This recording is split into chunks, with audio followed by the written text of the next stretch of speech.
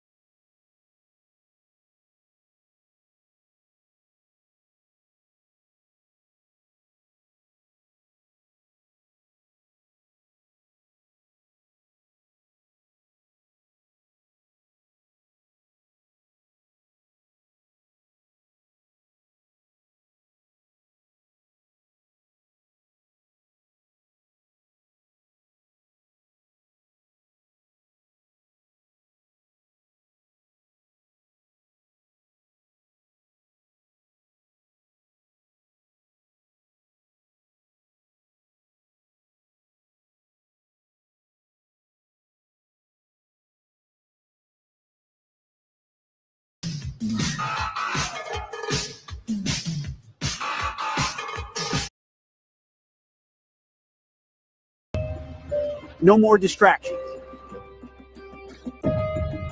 No more electric tanks. No more gender confusion. No more climate change worship. We are laser focused on our mission of warfighting. We will measure our success not only by the battles we win, but also by the wars we end, and perhaps most importantly, the wars we never get into. It's called peace through strength. You look into the eyes of these young Americans who are giving up the best years of their life in a uniform to serve their nation. They are incredible. Through our power and might, we will lead the world to peace. Our friends will respect us, our enemies will fear us, and the whole world will admire the unrivaled greatness of the United States military.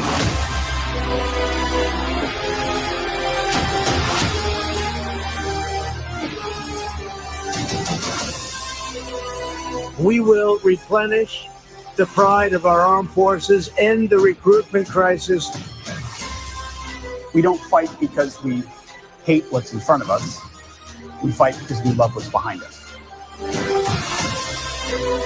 God bless you. God bless our armed forces. God bless our men and women serving overseas. And God bless the United States of America.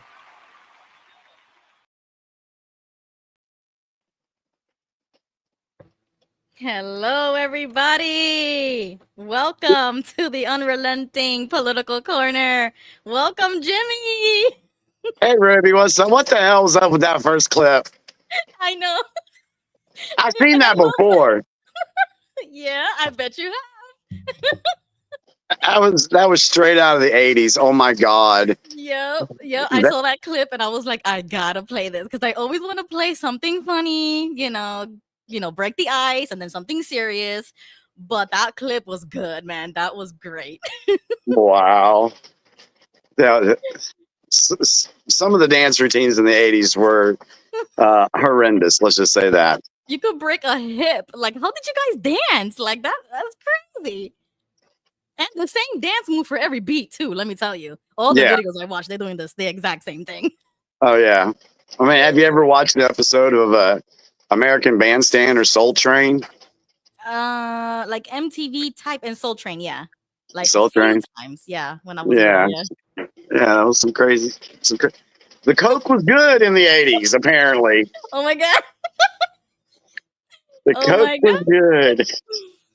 Some of the purest form, I guess. Oh my gosh, bro. Just say no. Say no, right? Well, good evening, everybody. Welcome back to the show this evening. Appreciate all you folks that tune in and watch us. Even our haters, good evening. How are y'all doing tonight? Oh, yes, because you know that they are still watching. They still watch us. they still watch us. So and still making videos, still having unsolicited opinions. But hey, everybody is entitled to one. yeah, All I ask is that if it's something against me politically, I'm okay with it. But once it starts getting personal, that's my red line. I don't like it when people start attacking character or personality or whatever, because that's all subjective. But if you do have something against me politically, this is what the show is for you to hop on and to talk about it. yeah. So a couple things, housekeeping things here. First, it's raining here tonight in North Carolina. So if the rain gets too bad, I got a metal roof here. So if it gets too bad, I may end up moving inside. I hope not. There's scattered showers, so it could be intermediate. So if you guys have a problem hearing me or the rain gets in the way, just let us know in the comments and we'll take care of that. The second thing that I wanted to address this evening real quick before we get started is over the years, posting on Facebook, posting on X, doing other videos, and then of course doing the political corner here. I've always said that I do my very best to bring true information. I have no intentions of misleading anybody to push an agenda or anything like that. I'm not the mainstream media. So, and I've always said that if I do make a mistake on something, call me out on it. Let me know. Show me proof that I made a mistake. And that's all fine and well. Well, last week, I need to make a retraction on the video that we posted that was on my Facebook page of the Prince tape that was played at the Diddy trial. Mm-hmm. I posted it, and I should have waited. I usually have a 48 to 72 hour rule, but I don't know. Apparently, I didn't do that, and so I posted on my Facebook page, and then we played it last week. Well, after the show was over, in the next couple of days, I had people coming to me like, Jimmy, I can't find this story anywhere. I had about 10 other people digging to see if it was a real story, see if it was really happening. And after further investigation, we couldn't find any credible evidence saying that actually happened in the courtroom. So I just wanted to come and say I apologize for that. The way information is flying around right now, it's a little difficult to decipher what's real and what's not, especially since you got AI out there. So, yeah, I made a mistake. I apologize for it. And I think this is like the very first time in 5 years that I've actually had to do a public retraction on something. So my apologies. Wow, very good. Thank you, Jimmy. I can speak for everybody and say that we appreciate when somebody knows or can't confirm something, or if they're wrong, we come on here and we say that. We're not afraid to say that. I also have another update. I have changed my stance on something else. What'd you change your stance on this time? So if you guys were paying attention to that clip that I played that Donald, posted about peace through strength, right? Right. So you guys already know, if you've been watching, that I am anti-war, right? But I think I change it. I think I am now peace through strength.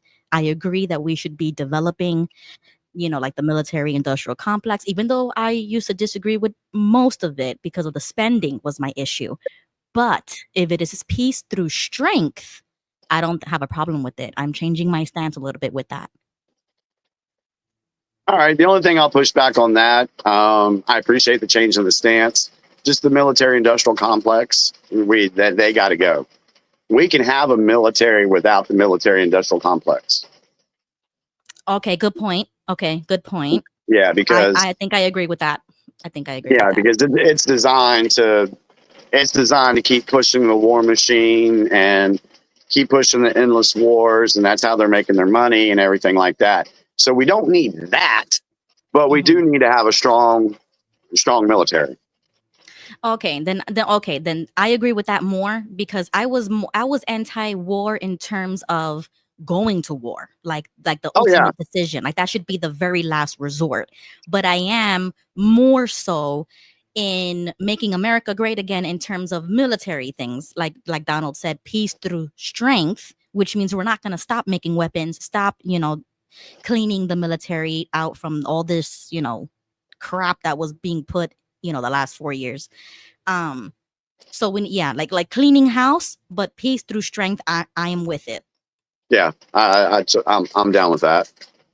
Okay, so yeah, that was a little small announcement I wanted to make. That little by little, my little wheels in my brain are moving.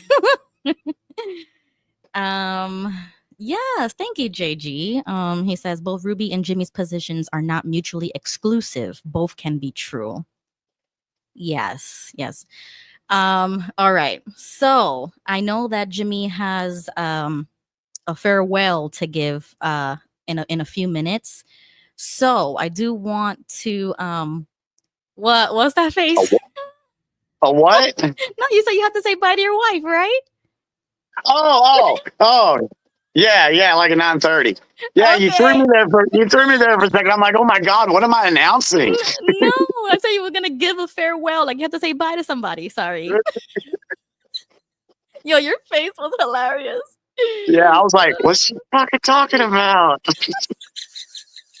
I mean, I do catch you off guard a lot when I come like later in the show with the controversial stuff, but that one was funny. Ooh. Okay, sorry guys. You see, once I get the giggles, and this is happening way too often. I come on this show mad serious, and I'm ready to start. And once I hit that live button, I got the giggles. I don't know what it is.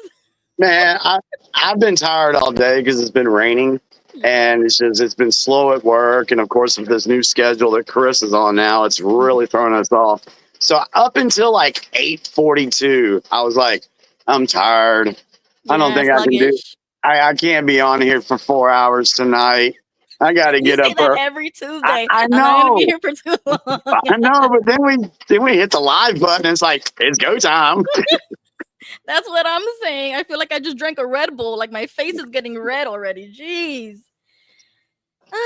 Okay. Well, another announcement, everybody. I'm so dumb. I should have started this way sooner. And okay, side note, these headphones are really bothering me. They don't fit in my ear hole, so they keep popping out, and I have to get new headphones. But in the meantime, they're gonna keep popping out my small ass ears, and it's gonna be really annoying. Okay, back to the show. I should have done this so much sooner, but I wanted to let everybody know that I finally started a Facebook page just for the show.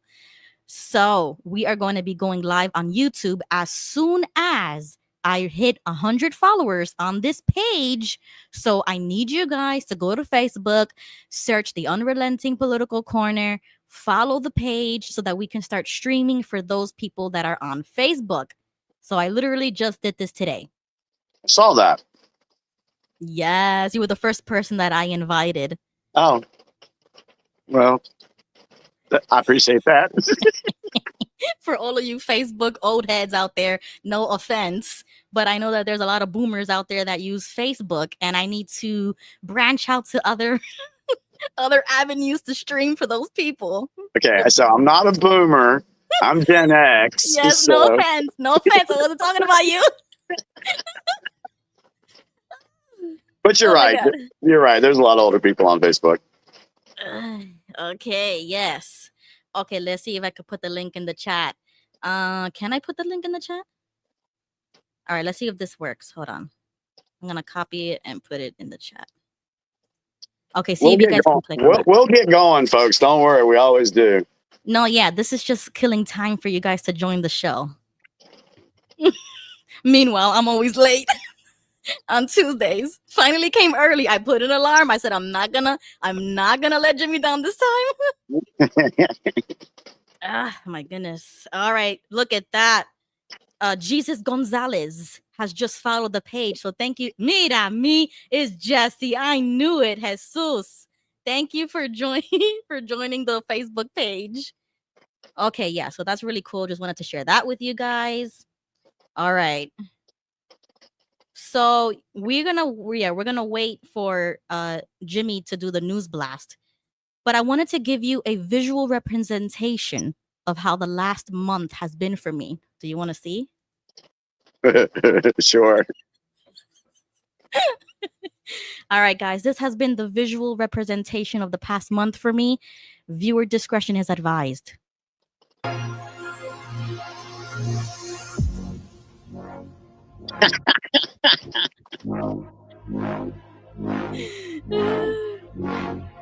Poor Billy Goat. Poor Billy didn't make it. Dang. That was me. That was me. That's a real clip of me for the Poor past Billy 3 Goat. weeks. Oh man, I saw that on X and I was like, I gotta play this. This is us. Because me and Tony, we talk almost every day. And she's here in the chat. So I was like, I gotta play this for us. Because that has been literally us for the past 3 weeks. And I was like, no. So this was like the great representation.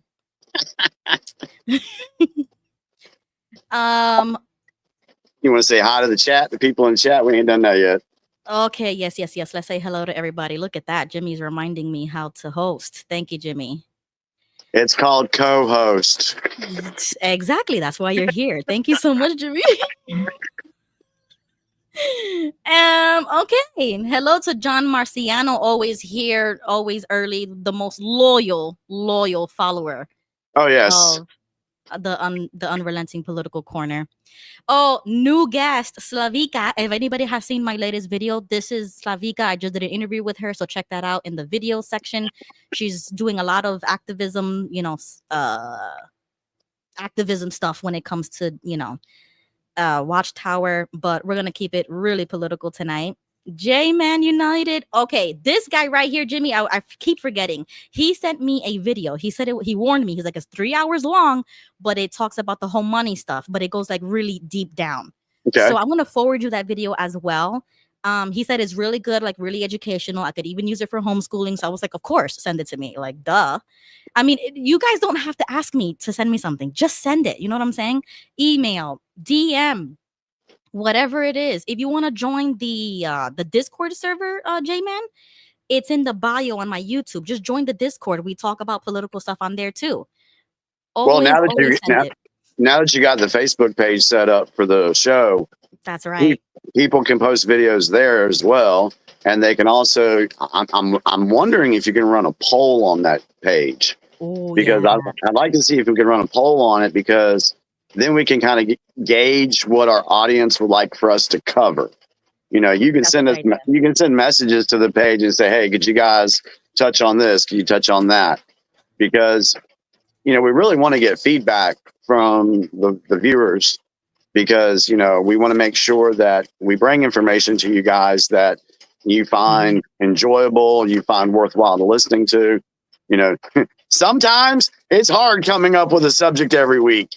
Sometimes. But once I go on X, I find a whole bunch of videos. Yeah. And we're going to do a lightning round. Yeah, it's like this week. I was so scattered with I can't believe it's already Tuesday. But I was so scattered this week with so many different things going on that I really didn't have a chance to, check in with my sources and keep up with everything. So I told Ruby, I said, hey, I got the news blast tonight. Other than that, I can review stuff if people have questions, but I hope you got something tonight. Oh, I have lots of little clips that we're going to, depending on the time, I'm going to do like a lightning round so that Jimmy can give me his thoughts quickly.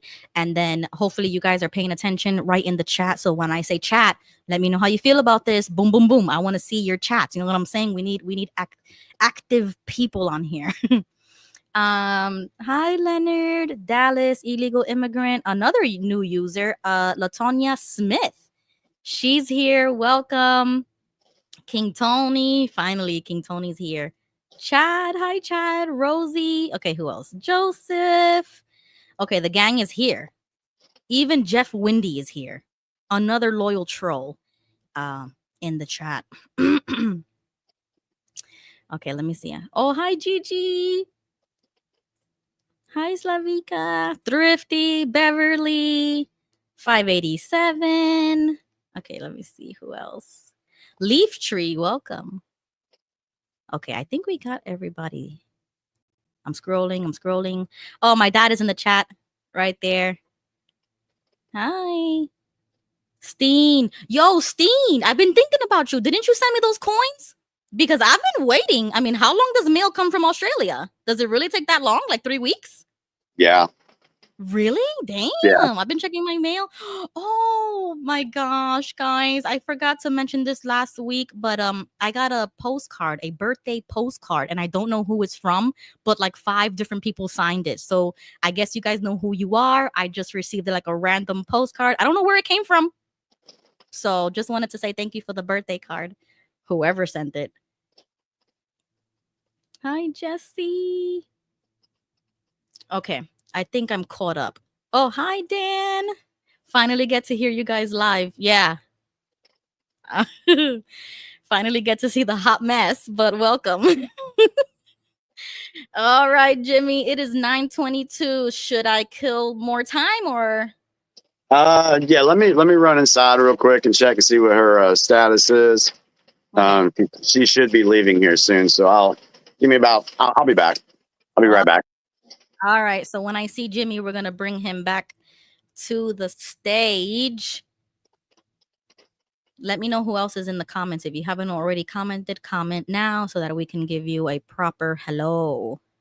And I do have a nice video for Gigi. So if Jesse, when I give the signal, get your brother over here because DeSantis did something, and he probably already knows this. But if Gigi doesn't already know, because I already know that guy is always talking about gold and silver, DeSantis just signed the bill, and I'll talk about this later. So don't worry, I will, bring Jimmy in the loop. My governor just signed a bill that would allow physical gold and silver to be tendered as legal currency. And remember, last Tuesday we were talking a lot about currency, but I know that Gigi has a thing for gold and silver. He's always sending me emails about coins and, watch this, watch that about gold and silver. So just wanted to play that clip for Gilbert soon. Hi, Pasta Babe. How's your husband doing? Did you ever find out what was going on with him? Everybody's doing a lot better. He is healing from that surgery and he's back to work. So thankfully, everything is going well. All right, who else is in the chat? Steen says, I'm on the underside of the flat earth. Oh, stop. Oh, stop. Hi, difficult decision. Thrifty, and the penny got phased out early in 2026. I think I did hear about that. Yeah, I think I saw a clip that Trump said that it was going to be like cheaper or something, or like they were, wasting too much money on that. But yeah, I got this coin clip that I wanted to show you. Oh, if anybody stays for that long for the conspiracy time, I have a crazy clip that I want to play for conspiracy time. So just wanted to give a little teaser about that. Oh, I have a crazy fight video, guys. I don't really do like news, but like I have to show that. So I'm gonna do a fight video. I'm gonna do a conspiracy. Well, it's not conspiracy, but it's like, in that realm. Hi, Lisa. Welcome. Let me see. I'm just scrolling through my bookmarks really quickly. Oh no, we gotta talk about this. Soon, but King Tony and I were talking the other day, and she said J-Lo needs to retire, and I said, you know what? She's gonna be another Madonna, 60-something years old and still performing. I don't know what it is with these people, or is it the industry, or what is keeping them on the stage. But when she said that, I was literally watching a clip of J-Lo still dancing, still performing, and she's like 50-something years old. But let me know how you guys feel about that in the chat. I don't know, because I have a video here that I wanted to show you guys, and it's Paula Abdul, and she is 62 years old. And I am like, I'm sorry, I think these people need to like go home and take care of your grandkids or something. Like, this is too much. All right, so I have that video that I wanted to show you guys. Let's see. Jeff says, I think we have a little more leniency here than I believe the channel Fixing My Faith. That's a different topic and understandable considering their trauma. Yeah, it's just a completely different topic, like show and stuff like that. Also got rid of 1 and 2 cent coins and $1 and $2 notes and all paper money last century. Wow. That's crazy. Dallas says, hi. 587 is the fight scene from They Live, because that was me and my best JW friend at the time. Put the damn glasses on. No, it's a crazy fight video that I'm gonna like really dive into your opinion if you stay here long enough to, you know, watch that like after the news and everything. So let's see.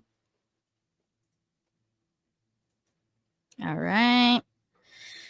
Then I have another video. I'm just giving you teasers, guys, just to kill some time. But I have another video of this young woman crossing the Canadian border, you know, from United States.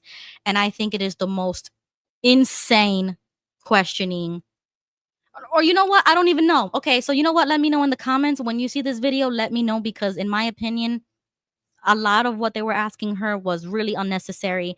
I don't really know how those things go at the border. I've never gone to another country like outside of the United States, so I don't know how that would go. But to me, I don't know. I think they were asking her way too many questions to go into Canada. Oh yes. And then I have a really good video up Jimmy Bell's alley when it comes to adrenochrome and all those theories. So we will figure that out. Let me know if you guys know about that. If you've gone down that rabbit hole, you know how we say it all the time, prepare yourself. But I have a clip that I want to show you. Let's see. Hi, Slavika. She says, Tina Turner was still on fire at 70. I say go until you can. Oh my God, Slavika. That's crazy. Okay, Jimmy is back. All right, guys. So I was just giving y'all had to see the wife off to work.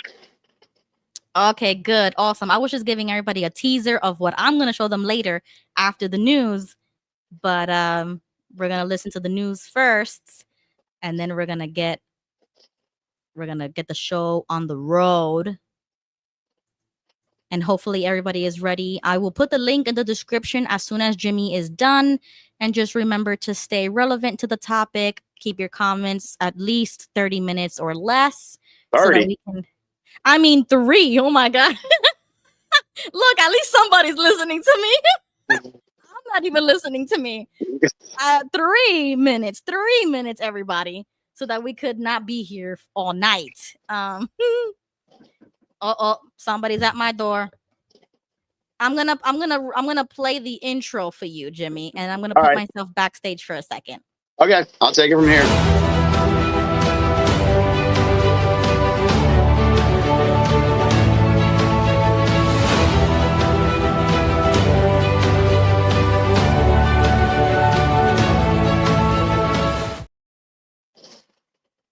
Good evening, everybody, and welcome to this week's News Blast.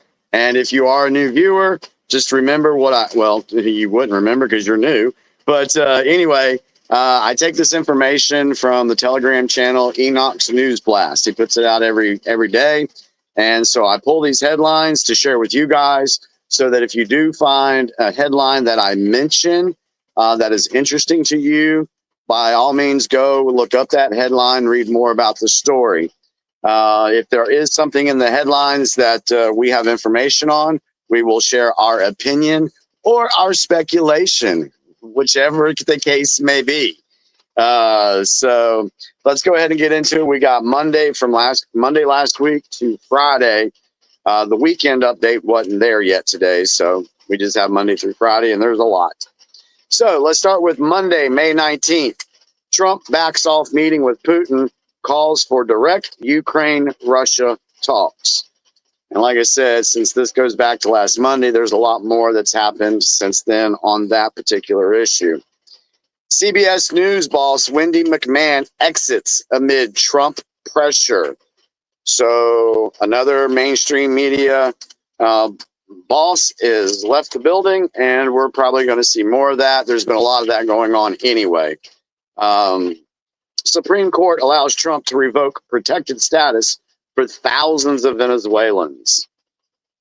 Trump calls for major investigation into Kamala Harris's celebrity endorsements.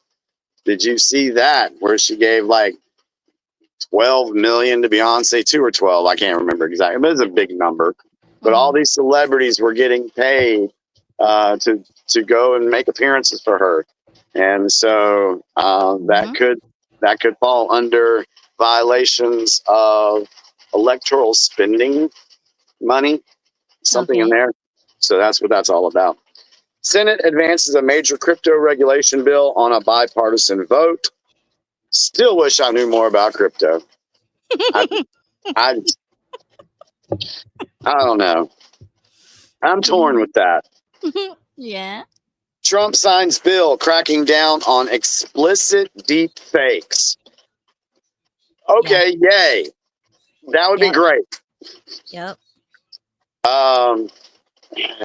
That goes, no, I'll keep that to myself right now. Never mind. Something else I want to say about that, but we're not there yet. Passenger jet had to abort takeoff to avoid runway collision at the LaGuardia Airport. Here we go. I don't want to hear about no more planes. That's it. The whole 2025. I don't want to hear no more planes. Oh, there's more in here.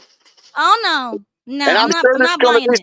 I'm sure there's going to be some judge information in here as well. Oh yeah. I have a clip for that too. U.S. attorney drops case against Newark Mayor Ross Baraka, charges Representative LaMonica McIver for ICE protest. Newark Airport experiences another air traffic control outage. Netanyahu says Israel seeks full control of Gaza after days of strikes kill hundreds. And Regeneron to buy 23andMe out of bankruptcy for $256 million. Okay. I need to look at that one. I need to look at that one myself because I don't know how I feel about that. I think it should get rid of that altogether. So that was the news blast for Monday, May 19th. Any comments in the comment section about Monday? No. Steen says I should have sold my XRP when it hit $6. Did it ever hit $6? I thought I got as high as like 3. I don't know. Faded San Diego says there was a plane crash 1 hour before I landed last Thursday in San Diego. Yeah, it's probably in here somewhere. Oh. Wow. Oh, no, that's one. Thrifty says you can delete your test off 23. I don't know nothing about that. She says you can delete your test off 23. Yeah, I don't know if I trust that because even if you delete something, the internet's forever. All these politicians try to, delete their emails or get rid of their text messages, but somewhere out there, that stuff is still on there and still available to somebody. Yeah, but I mean, I'm sorry. I still hold the stance that it doesn't matter what they do with your DNA or if you send your DNA. I mean, I think the government already has that since you were a baby, when you went to the doctor or something. You know what I'm saying? Like, it doesn't really bother me. So I don't know. Yeah. With everything going on, I don't think it's like the biggest concern. Right. Like, we got bigger problems. Yeah. All right. So let's go into Tuesday, May 20th. Trump urges Republican holdouts to pass House budget bill.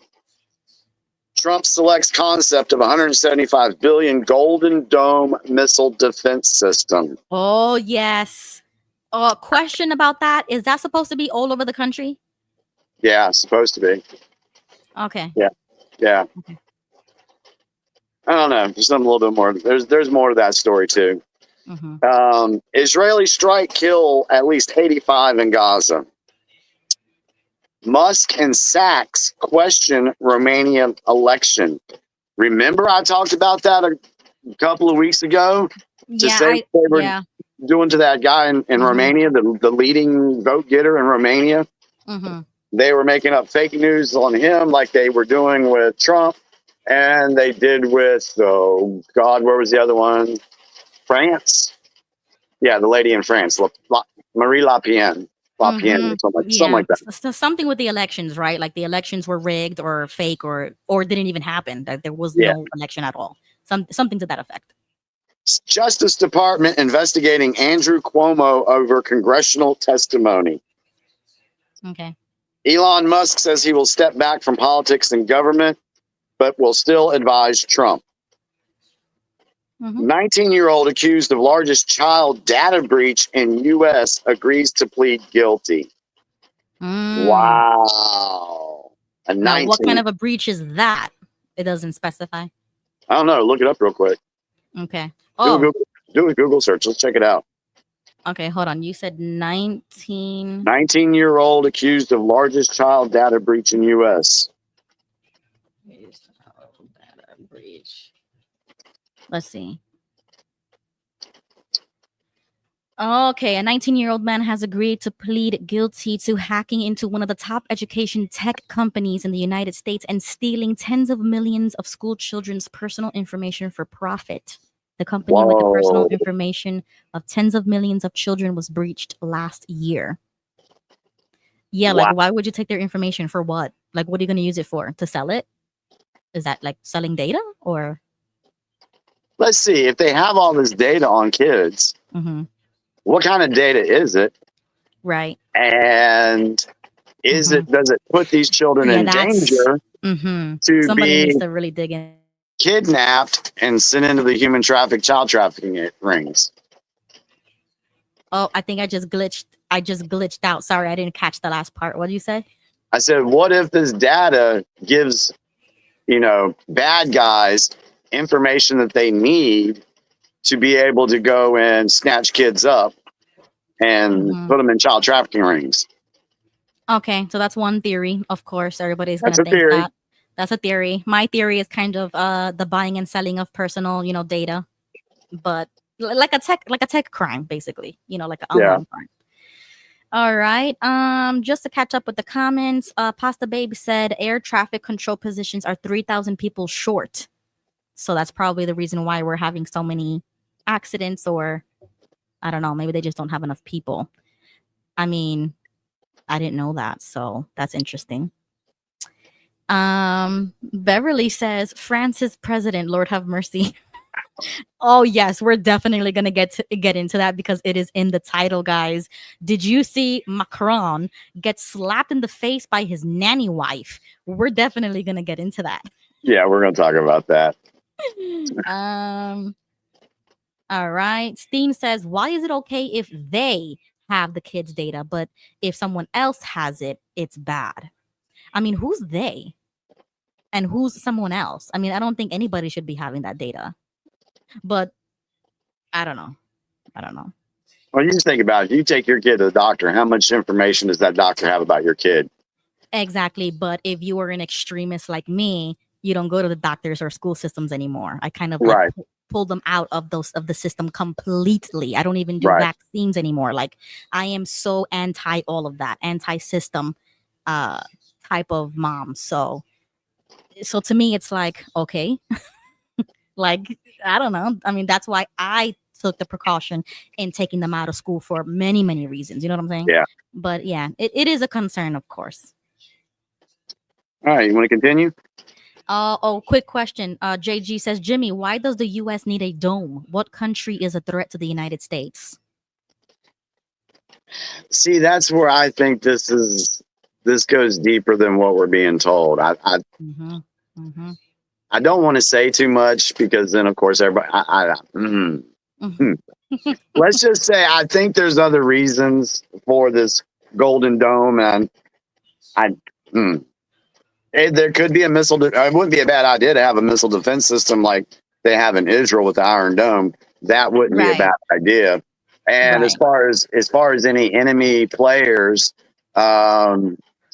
any place that the deep state may have a little bit of control, really doesn't matter what country it is. Right. If we remember on the 16-year plan, we talked about how they wanted North Korea and Iran to be the countries that were attacking America. And now you've got the buildup with the whole Russia thing. And so I think there's more to that story than what's going on right now in the public view. Yeah, I think it's just the like the resources, the blueprints, the materials to make it for ourselves. Because if Israel has it, why don't we have it? We're the empire, right? We're Rome. So why don't we have that? Why don't we have it first, actually? Right? Yeah. We're supposed to be the best. We're supposed to be the first. So I think it's just like we got to do it first type of thing. Yep. But all right, you go ahead, Jimmy. All right, RFK Jr. grilled on health department funding cuts. Speaker Johnson reaches tentative deal with blue state Republicans to boost the cap on SALT deduction. Oh, God, what is that? SALT. Ruby, can we look that up? Okay, so it was SALT production? SALT deduction. Oh, deduction. Deduction. Okay, let's see. Okay, the first thing that pops up says the SALT deduction allows you to subtract up to $10,000 in property, income, or sales taxes you paid to state and local governments during the tax year. All right, so SALT, state and local taxes. Ah, there you go. To boost the cap. So they want to. So Speaker Johnson reaches tentative deal with blue state Republicans to boost the cap. So they want to raise the deductions that the American people can deduct. That's good. Okay. All right. Okay. Oh, cucumbers recalled after more than 20 people are sickened in salmonella outbreak. Now, I had a personal experience with this because here lately, I've been making a drink that consists of 2 cucumbers and 2 apples and some ground ginger. Really? And, yeah. And I blend it all out. And then I put it through a strainer and I strain all the juice out of it.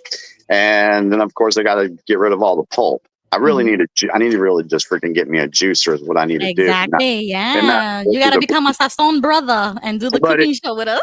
But anyway, yeah, I made some kick-ass burritos tonight, too, by the way. Wow. In North Carolina. Yeah, Jimmy can cook.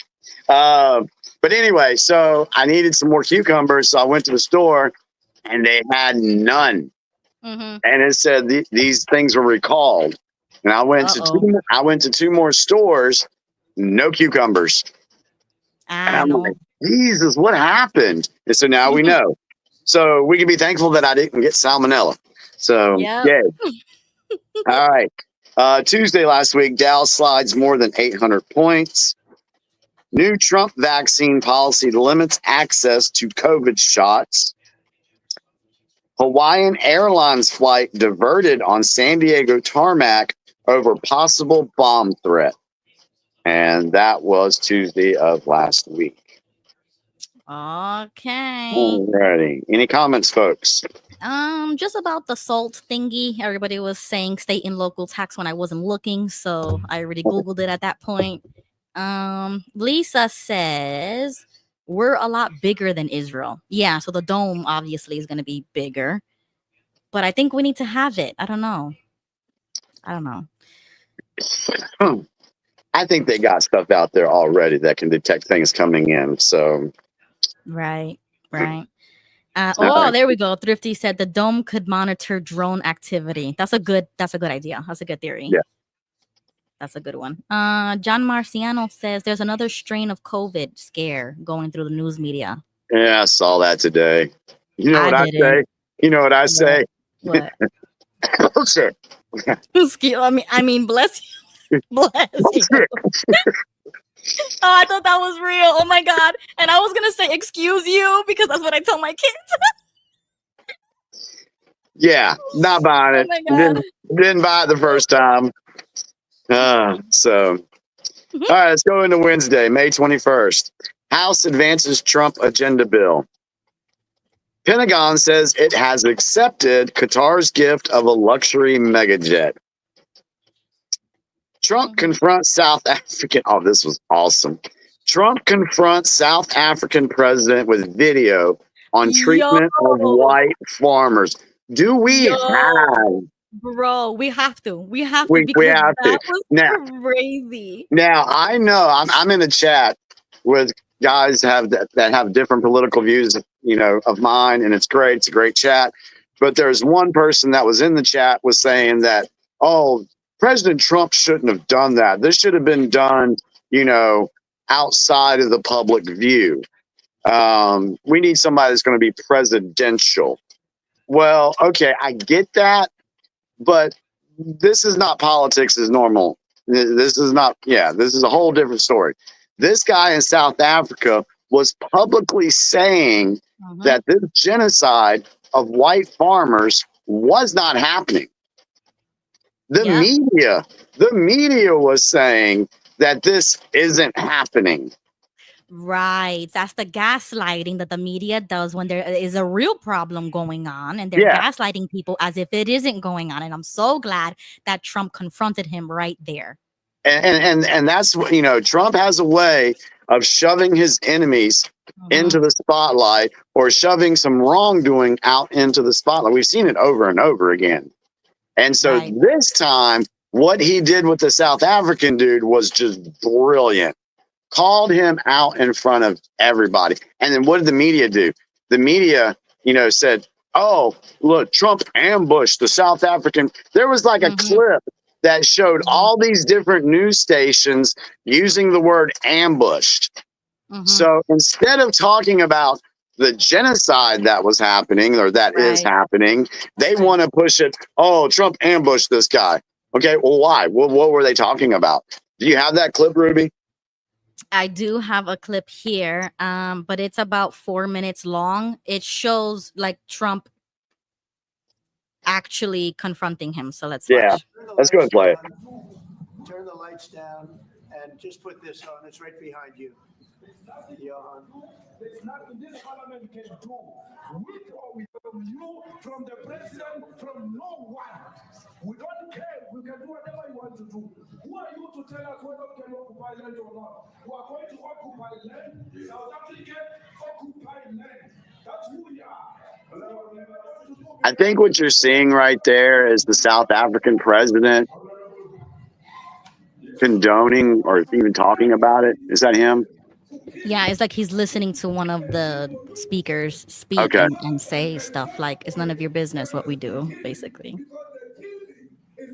Which is just rhetoric. This is all propaganda to justify why they're doing what they're doing. That's what he's showing. You could probably fast forward it, just we don't. And need to I watch. remember. Okay, I remember those clips because if anybody remembers that I did bring that up a while back. I wanted to talk about it, but I talked about it more in relation to like a segregation angle, that the blacks in South Africa wanted the whites out. And I was saying, well, if that's such an issue, if they're killing you over that, then why don't you just leave? You know what I'm saying? So I made that point in the other video. If anybody wants to check that out, y'all can check that out. But yeah, it's a real issue. And that's why Trump took those asylum-seeking South African white people, and people were like losing their minds over that. Well, the internet was, because real people in real life don't really care about that. But yeah, it's obviously like an issue that it kind of blew up. But I would rather that than illegals coming in. You know what I'm saying? Well, yeah. I mean if you're literally fighting for your life in a country, yes, then you should seek asylum. Right. That's true asylum seeking, that I can be behind that. I can make that exception with my zero tolerance policy, like my personal zero tolerance. In that case, I was making an exception for that. Like my stances have been changing. Another thing, they say that all these people that are getting deported here in America, who's going to work our farms? Hey, we just got some farmers that just came in from South Africa. You're right. Wow. Amazing. That's great. I'm sure they have no problem doing that. Right. Yeah, exactly. So, okay, quick, like side point. Thrifty says this: the problem is that one of the newspaper Trump says is proof of genocide is not proof. And the picture in the article was from DR Congo. So if anybody is interested in digging deeper into that, Thrifty makes a good point. So that might be something that you might want to look into. Yeah.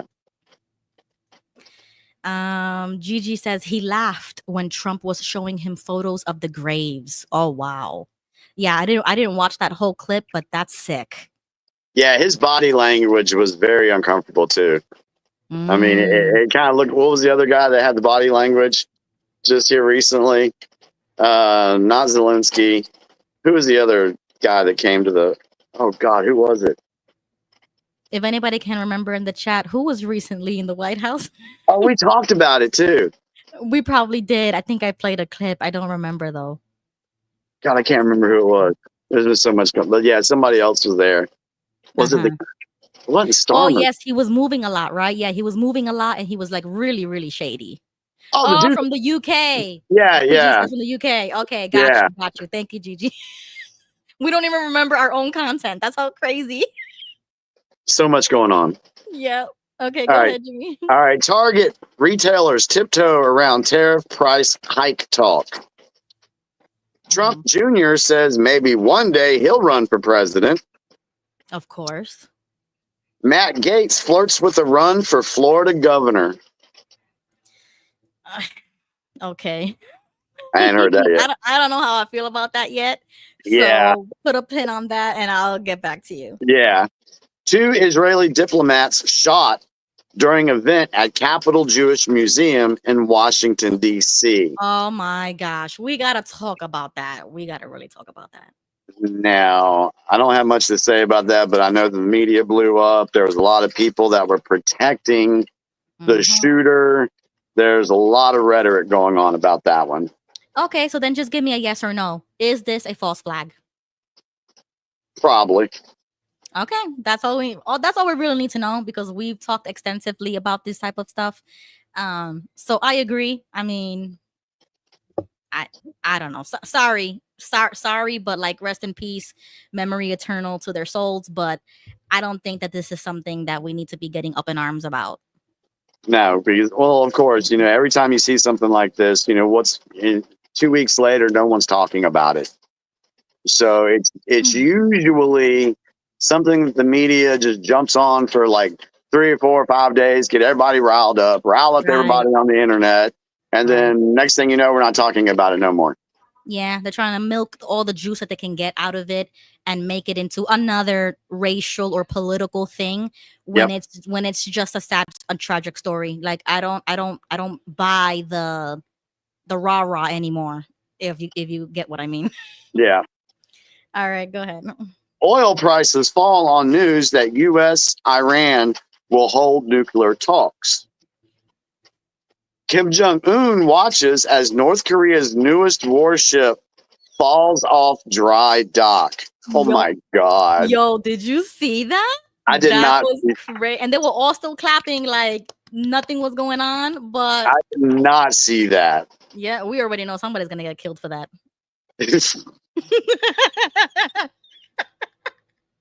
We already know they lost their job and their life. Yeah, it's a bad day for somebody in North Korea.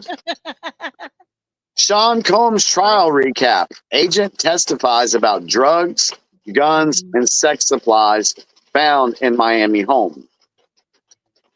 Army air defense systems deployed to the Arctic, Africa, for first time. Putin visits Russia's Kursk region for first time since Moscow said it drove out Ukrainian forces. Trump says he's seriously considering taking Fannie Mae and Freddie Mac public. What is that? What is that? That has to do with like getting housing. Look it up real quick for those. I mean, it has something to do with being able to get affordable housing, I think. Ah, okay. You said Fannie Mae and Freddie Mac. Freddie Mac and Fannie Mae.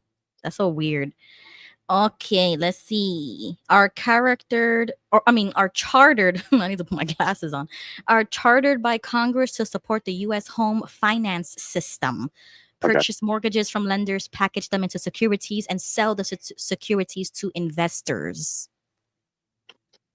Okay. Well, good. So if he's seriously considering taking it public, that pulls the power away from those investors and those shady deal makers behind the scenes.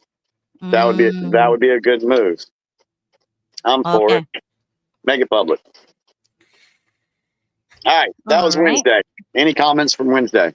Okay, let's see. Jeff Windy says, if I'm Matt Gaetz, I think I'll stay where I'm at, unless maybe if they have term limits in Florida. Steen says, time to buy oil shares.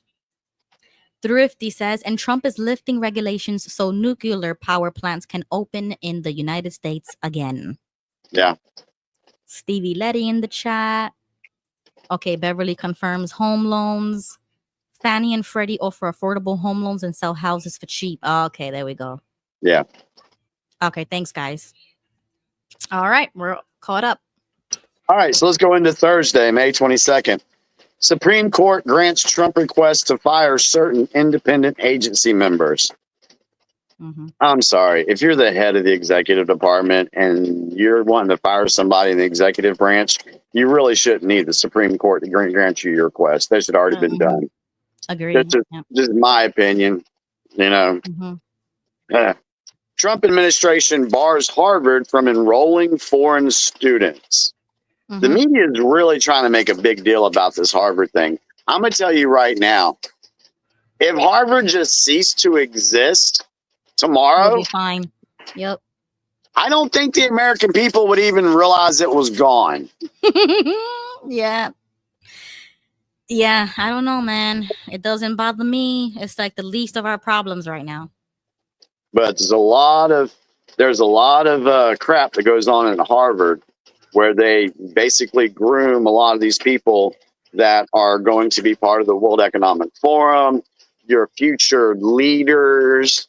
You know, a lot of that does come from there. Guards shoot woman in security incident outside CIA headquarters. Uh-oh. Yeah.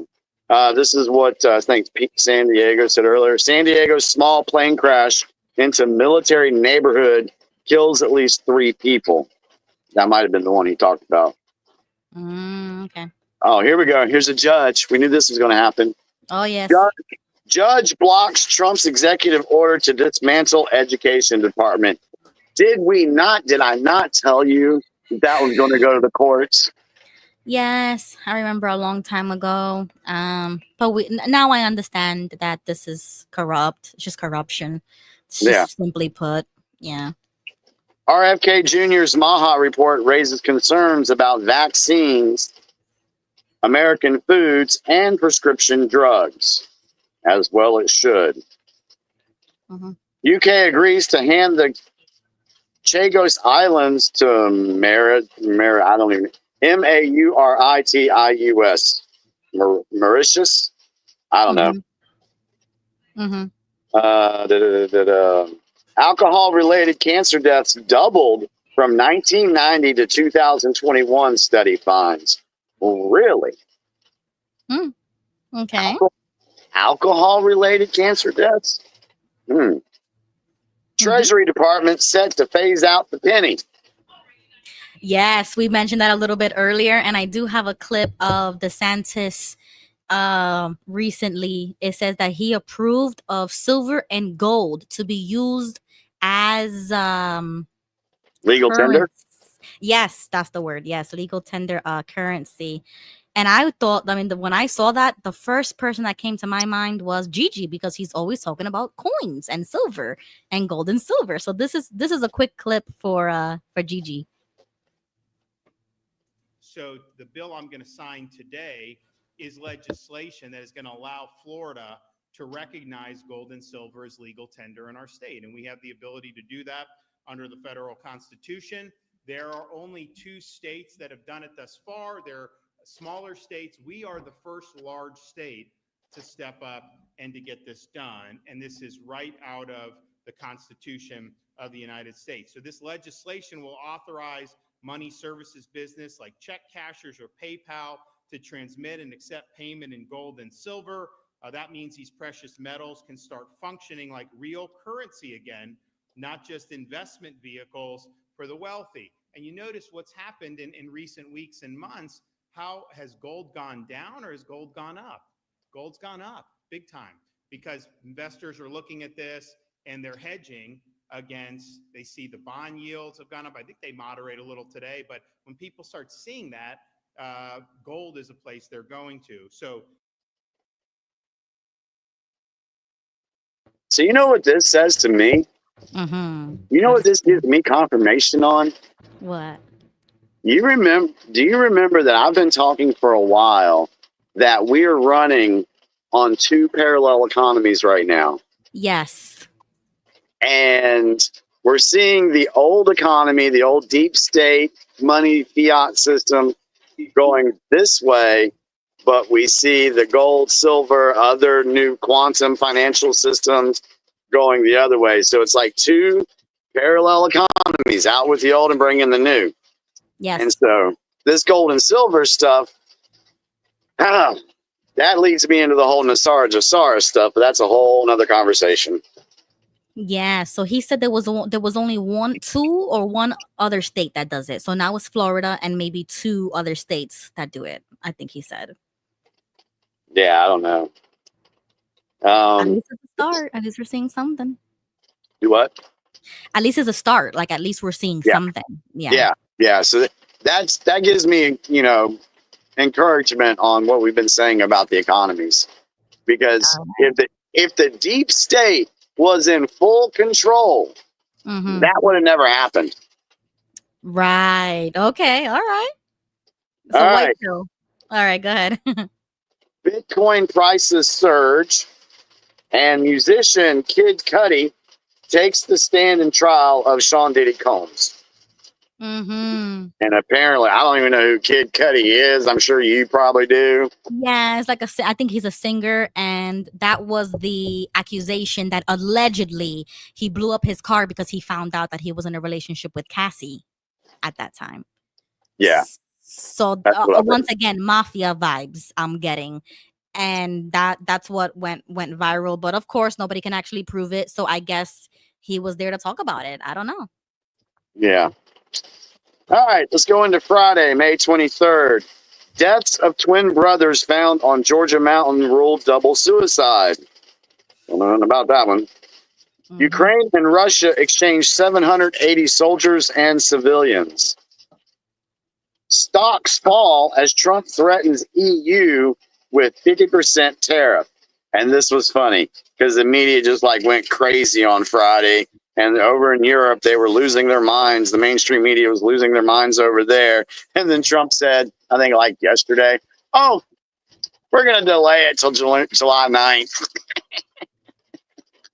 Yeah. So there's more to come on that story. Trump says U.S. Steel will keep HQ in Pittsburgh, and a sign that he'll approve bid by Japan-based Nippon. Trump announces partnership between U.S. Steel and Japan-based Nippon Steel. All right. Hopefully that steel will be better than the steel that's been coming in from China. Because that's the other thing. You saw that the deep state players, Hillary and Barack, they were signing deals with China to have cheap steel come into the United States.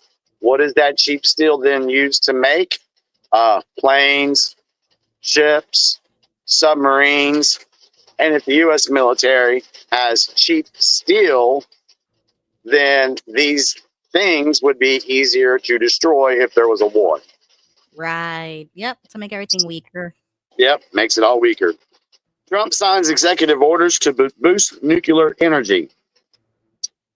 Judge temporarily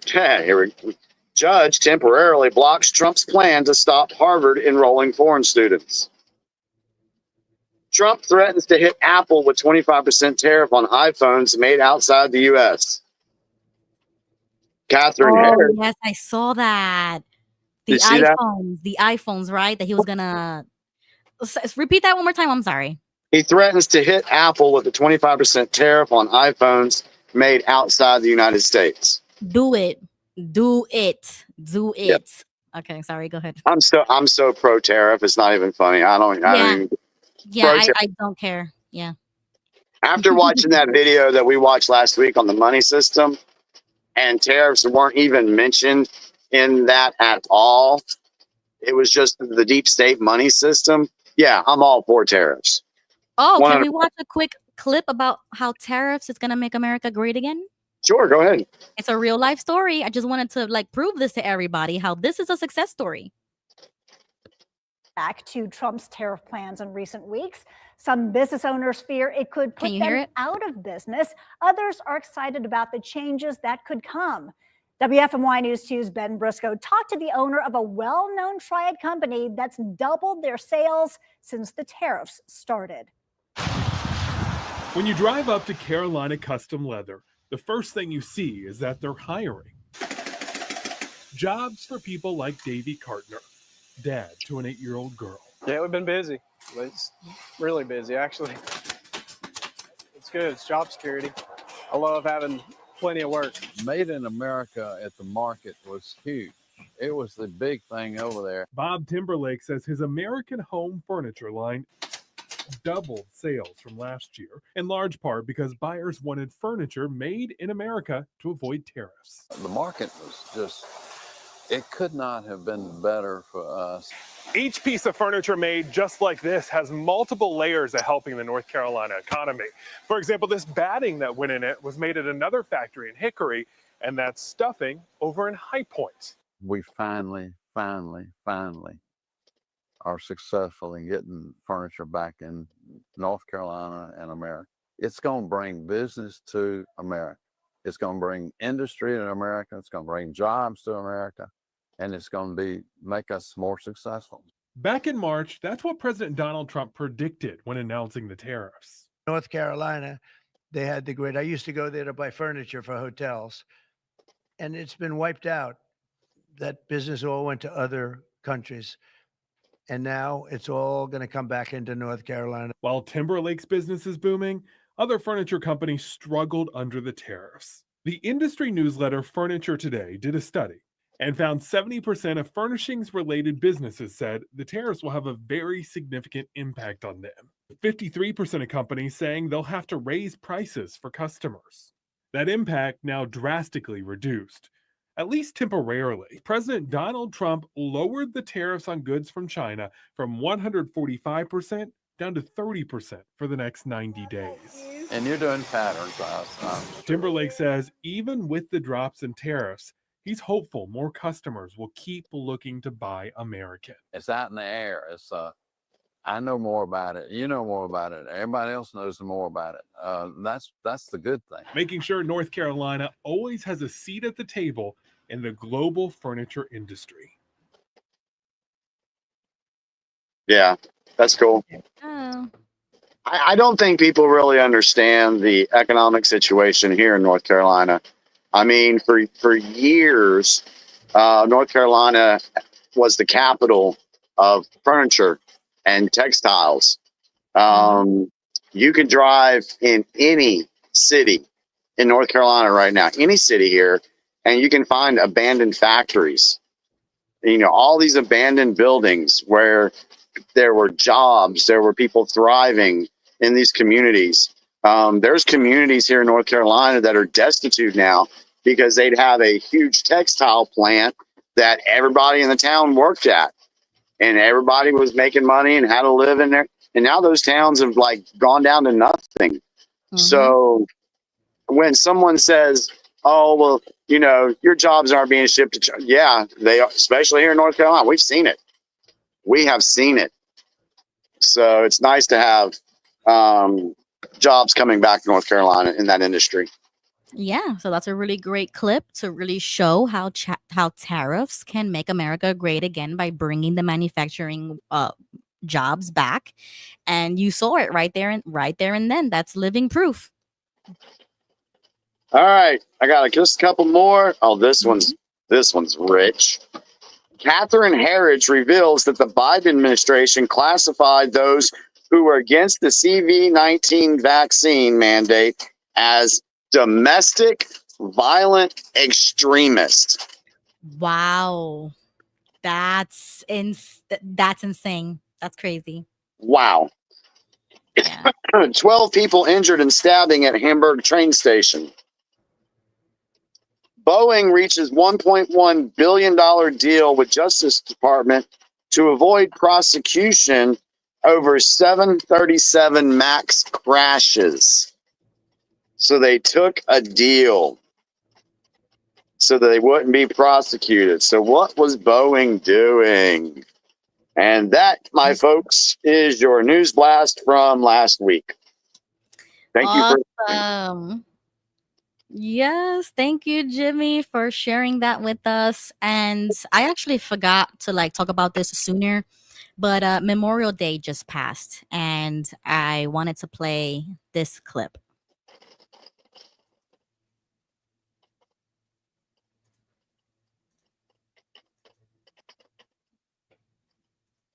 reserve a table for those missing. A round table for our never-ending burden.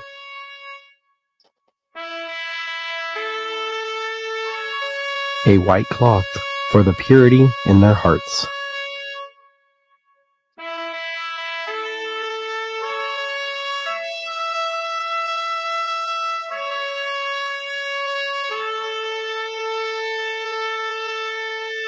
A single red rose for their loved ones. A yellow ribbon for the hope of their return. A slice of lemon for a bitter fate, and a pinch of salt for their uncertainty. We light a candle as a beacon for their return, whatever that may be. We turn over a glass as a toast cannot be shared. And the chair remains empty, for they are missing, but not forgotten.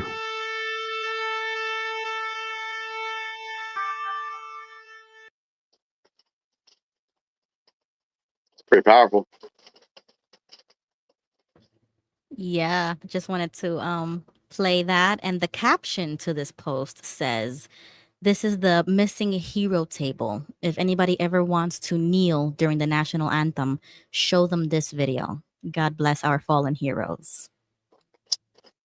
Yeah, there's so many people out here that have they don't have family in the military. They don't know anybody that's in the military.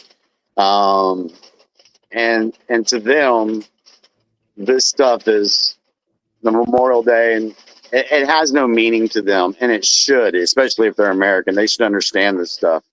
But because of the way that our government has treated our veterans and everything, a lot of people don't see what families of American soldiers go through. And again, we've said it before. I've said it before. You're not going to get this from the mainstream media and our politicians and any members of the deep state, because they've been using our military to push their agenda. So a lot of our military have died for no freaking reason at all. That's the hardest part for me. That's difficult. Mm-hmm. And then not to honor them for what they've done, that's just wrong. Right. Or to ever disrespect that, like taking a knee. I've never seen that in my life since before BLM. Yeah. Or not putting your hand over your chest if it wasn't for religious reasons, right? But after coming out of that indoctrination, you wake up to the world and how serious the nations take this.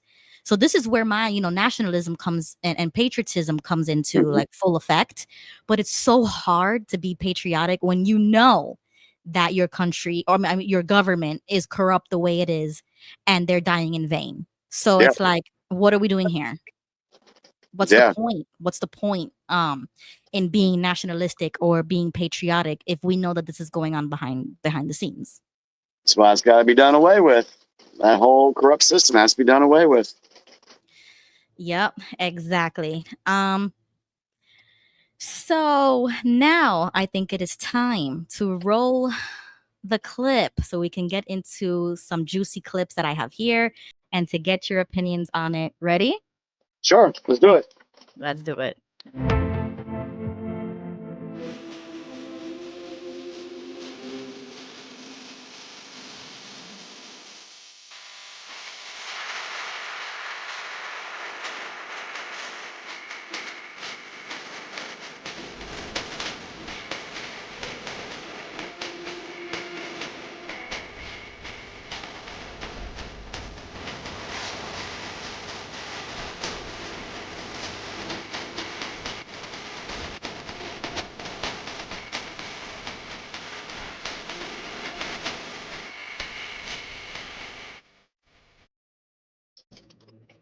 All right, y'all, we are back. You had to see that live because I still haven't edited the music off of it, and YouTube takes it off every single time. Is that what they're copywriting?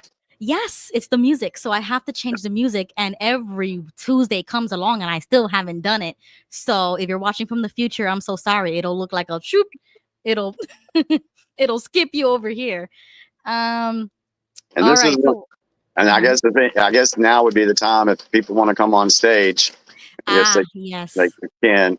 Just keep everything relevant to the subjects we're talking about, please. Yes. And Jimmy might not stay until midnight. So maybe around 11:45 we might hop off. But if you're in the chat, this is gonna be like a lightning round. So get ready.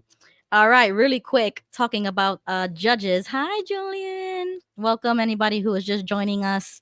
This video is something that we have already seen before, but I found a good clip to play. It's the judge in Milwaukee. I think you've seen this, but let's play it. We're seeing Judge Hannah Dugan outside her courtroom April 18th wearing her black robes, appearing to confront several federal agents there to arrest Eduardo Flores Ruiz, a Milwaukee man and Mexican national charged locally with 3 counts of domestic battery. This video, released by Milwaukee County through an open records request, is part of the evidence in the case against Judge Dugan, who's charged with obstructing a federal investigation concealing Flores Ruiz, allowing him to leave her courtroom by a different door after sending the agents to speak to the chief judge. Flores Ruiz, dressed in black with his attorney, is seen in several of the videos leaving by that other door. One prosecutors say was used by jurors and not open to the public. As he leaves, though, he is seen in the hallway, followed by another agent. As Flores Ruiz gets into the elevator to leave, the agent slips in as well. According to the criminal complaint against Dugan, that agent followed them down. The agent seen here following out of the building downstairs, and once backup arrived, they tried to arrest Flores Ruiz, who another video shows ran north in front of the courthouse for nearly a block before agents caught up with him and arrested him. Federal agents arrested Dugan herself a week later.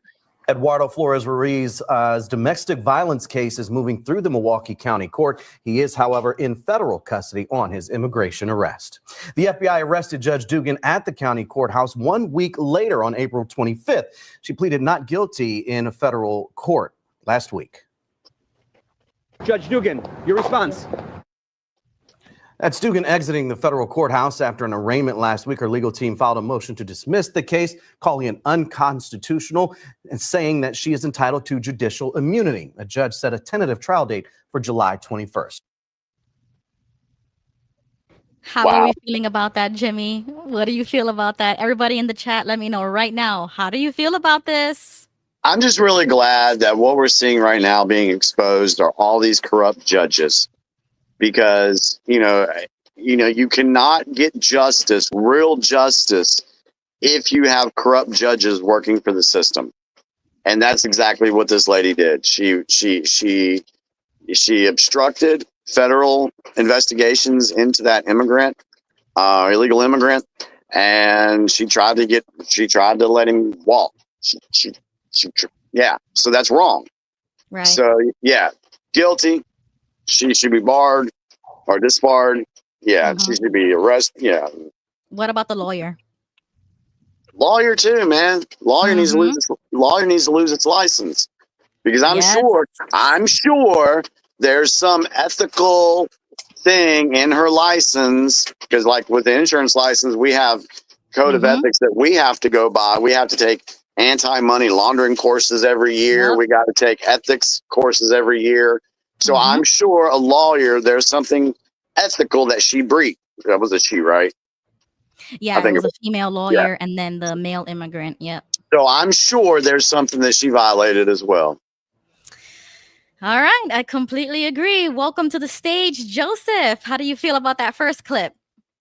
Well, I think that the judge actually broke the Constitution of the United States, for one thing, and plus she's a district judge. She has no jurisdiction in making decisions on federal laws that covers all states and all districts. Right. Good point, Joseph. Okay, moving along to the next subject. I saw this recently. It was posted on May 22nd from Governor Kelly Ayotte. She says, The caption says, "We won't let our state go to the way of Massachusetts and their $1 billion illegal immigration crisis. I'm signing bills today to ban sanctuary cities and support law enforcement cooperation with ICE." And then she posts this picture and it says, "It's time to ban sanctuary cities in New Hampshire." And then there's a quick clip that she kept her promise. So I just want to play it real quick. What's item number one for you in the State House next year? So item number one is we're going to make sure that New Hampshire is not a sanctuary state in any way. We'll pass a statewide ban on sanctuary cities. New Hampshire is now the first state in New England to ban sanctuary city. Governor Kelly Ayotte fulfills a campaign promise as she signs legislation on sanctuary cities in New Hampshire. There will be no sanctuary cities in New Hampshire, period. End of story. What's item number? All right. So how are we feeling about that one, chat? Go ahead, Jimmy. Good. We don't need sanctuary cities in the United States at all. It is just it's a breeding ground for illegal activity. It's a breeding ground for terroristic activity. You don't know who's coming in. I mean, over 12 million illegals came in across the border under the Biden administration? At least 12. It could be higher than that. And they were going to these sanctuary cities and getting away with whatever the hell they could get away with. So, yeah, I'm totally in favor of Kelly Ayotte, banning sanctuary cities in New Hampshire. Ayotte. Okay. Steen is asking, sanctuary from what? It's just something that the deep state came up with to try to get illegals infiltrating our country. Mm-hmm.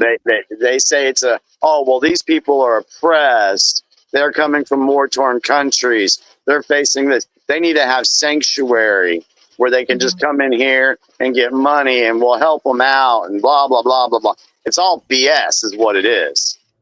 It's all a way for the deep state to build up their foot soldiers.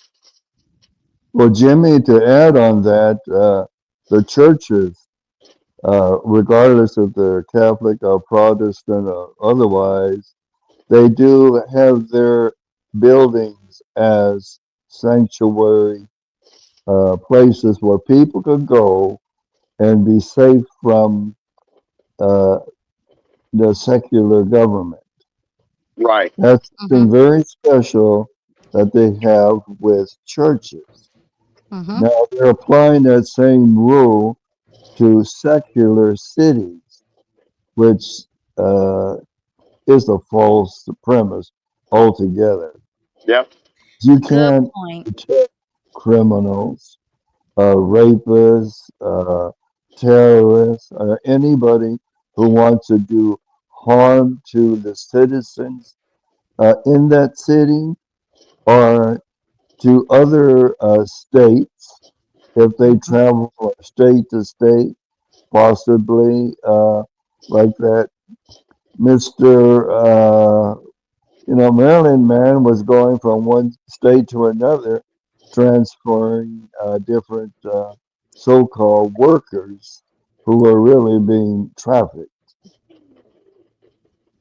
And by sanctuary cities, that's what they were doing. They were trying to legalize trafficking. Good point that you mentioned that, Joseph, because I was going to mention this. I don't know if it's a Christian notion or maybe like a biblical thing, sanctuary cities. That's the only other place I have ever heard it. And I don't know. Yes, it is a biblical principle. Right. Yeah. Because under Mosaic law, if somebody happened to kill someone, right, the relative of that closest neighbor, if he felt that you did it unjustly, he could come back on you. But in order to save yourself, you had to run to a sanctuary city and live in that city for the rest of your time, because that relative, if he ever saw you leave that sanctuary city, he was going to do away with you. Yep. According to Mosaic law. But we're not under a Mosaic law at all. Anymore. Right, exactly. Okay, thank you for pointing that out. We are under the United States Constitution, even though Yeah. it is based off of Judeo-Christian ethics. I mean, yes, I agree with you. I mean, I do have a problem with that phrase, Judeo-Christian. I don't believe that actually exists, but I'm not going to get into that. That's a conversation for another day. But welcome to the stage, Gail. Hi. Yes. Any comments for the last few topics? Because I'm kind of doing like a lightning round. I'm going to add my 2 cents. Where I live in Massachusetts, which is one of the highest states that houses all the migrants. Just on the side of the flip side of the influx of all the migrants in my state, it's caused overcrowding. It's caused spreading diseases. It's caused violence, especially against seniors. For some reason, last summer they were targeting all the seniors, so I won't go into Boston. Another problem we have is the homelessness problem. There was a gentleman who was on the news several months ago, and he worked full time, and he ended up having to camp out in what we call the Cambridge Common.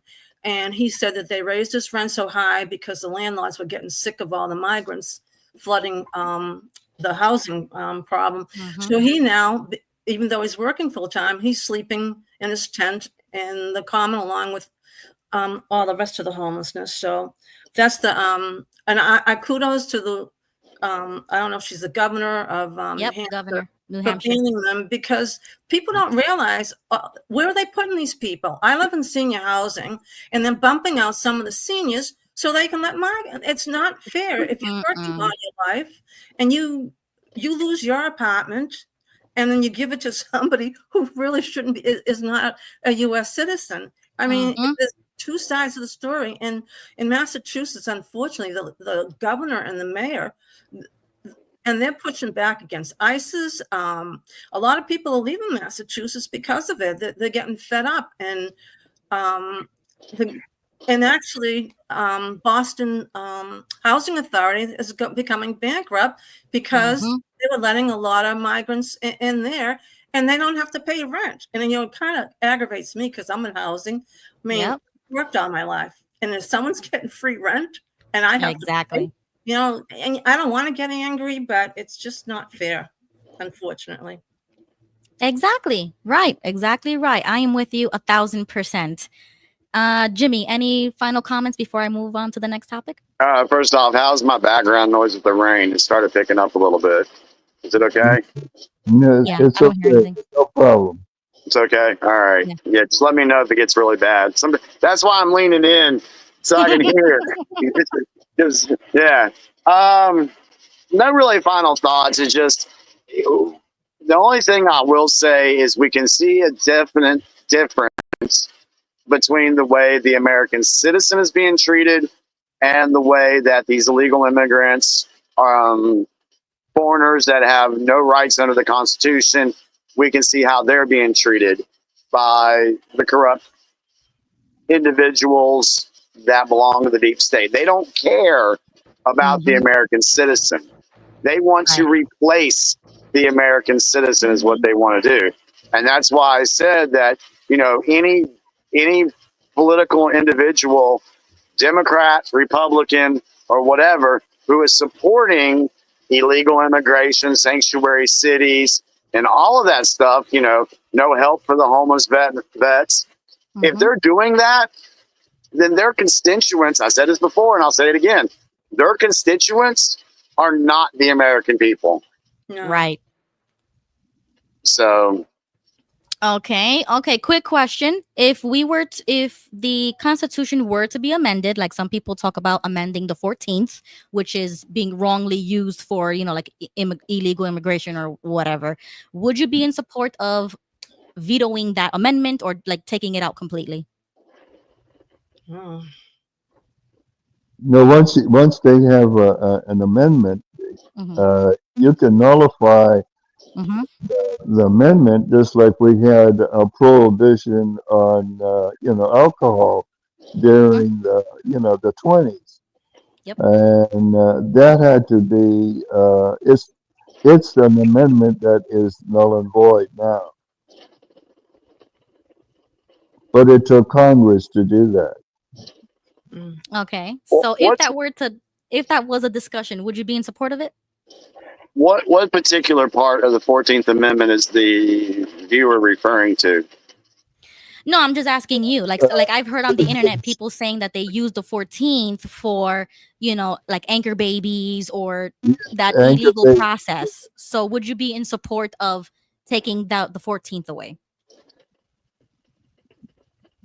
I would clarify that that statement about babies being born in the United States.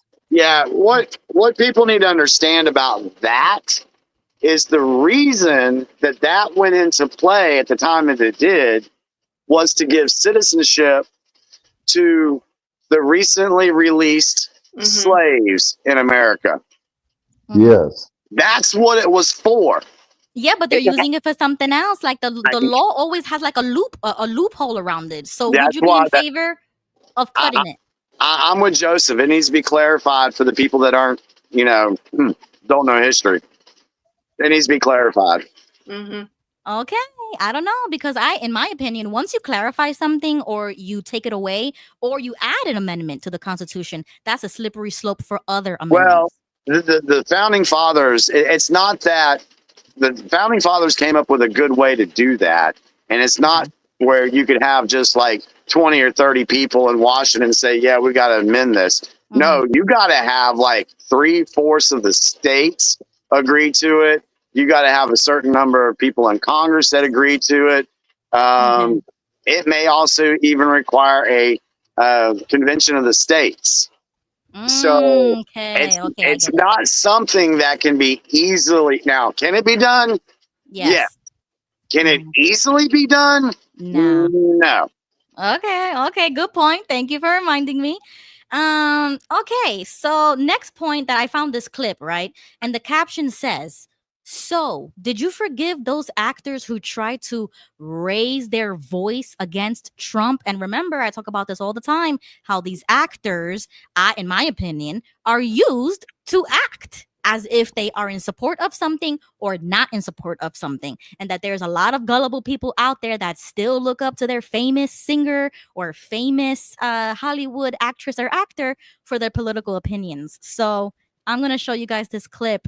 And I don't know, like us now on the other side of the tunnel, this seems so stupid to me. But back then, it was kind of serious. You have an obligation to be a part of that decision. You might think it's not important. You might think you're not important, but that's not true. And the only way we can prove that to you is by having lots of famous people. Lots of famous people. Lots and lots of famous people. Just a shit ton of famous people. But you only get this many famous people together if the issue's one that truly matters to all of us. A disease or ecological crisis or a racist, abusive coward who could permanently damage the fabric of our society. Do the math. Do we really want to give nuclear weapons to a man whose signature move is firing? Firing things? But we can end this nightmare before it begins. We can save the day. for our children. For our children. For our children. For our communities. For our communities. For our communities. For America. For America. For America. All it takes is all of us. All of us. All of us. We cannot pretend both sides are equally unfavorable. We can't say one vote doesn't matter. Your vote matters. Your vote matters. It affects everything. Not just the presidency, but the Senate. The House. Your local officials. Immigration. Student debt. Common sense gun laws. The Supreme Court. See, this isn't just an election. It's a tipping point. For the country. For the world. For your world. Who cares what they have to say? That's all I can say. No, that's all again. Oh, wow. I wonder how much they each got paid. Yup. And the way they just made the video, like they made a combination of it. Oh my God, it felt sorry to me, like so like sorry. I don't know how I feel about it. I just think that it's really, really stupid. And I used to be afraid that normies would buy this, that they would watch something like this from their favorite Avengers and say, you know what, that guy is right. Or the way her voice was cracking, like, oh, for our communities. And the way the other guy was whispering, oh, I'm sorry. If you're still believing anything that these people in the Hollywood sector is putting out there, I don't care who it is. If you still believe that, oh well, that's a really good guy, like Bruce Springsteen. Yeah, he's a dick. Okay. Sorry, him and so I can't help you. I can't help you if you still believe that these celebrities actually have the good of them and the American people in mind. Yes, but Jimmy, would you forgive them for this? Would I forgive them? Yes. No. Would you forgive them, Jimmy? If it's warranted, if they came back and said, hey, you know what? I was really messed up. I was really persuaded. If they did something like that, okay, I can forgive somebody for changing their mind and realizing, hey, you were being used as a puppet. Yes, but they got paid for that. It's not like they were giving their honest opinion. Yes. Yeah. So would you forgive that? Performers. They are exactly paid performers. Exactly. It was a gig. It was like they got paid to say this. They're not giving their, unsolicited opinion on their own. They're actually doing this. This is their job, and they're actors. Like it's the irony of it all. So I don't know, man. I don't think I would forgive it. See, I'm trying to walk that fine line of being, open to forgiving somebody. If they did it not knowingly, okay, that I can have a little more compassion for somebody like that. But if you went into it knowing what exactly you were doing and you got paid for it, yeah, I'm having a hard time letting you get by on that one.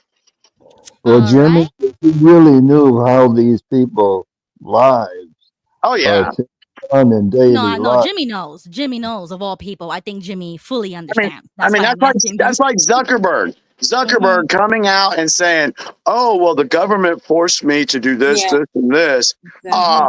BS. Sorry, Zuckerberg.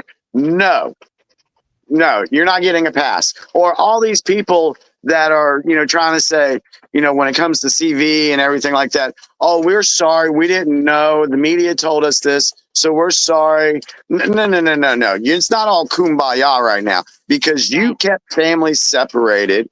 People died by themselves. Kids lost years of education and businesses went under. No kumbaya moment for you folks. Thank you. If you really look at Zuckerberg, he is an oligarch. Yeah. He's worth, several $1 billion. He's in that high category. You could say he's an oligarch. This is why I'm so glad that people are seeing in real time the destruction of Hollywood celebrities. Exactly. Yes. I love it. I mean, when I first started going down the rabbit holes, I was like, oh crap, that person's involved. Aw, man, are you serious? Yep. And then I just got numb to it.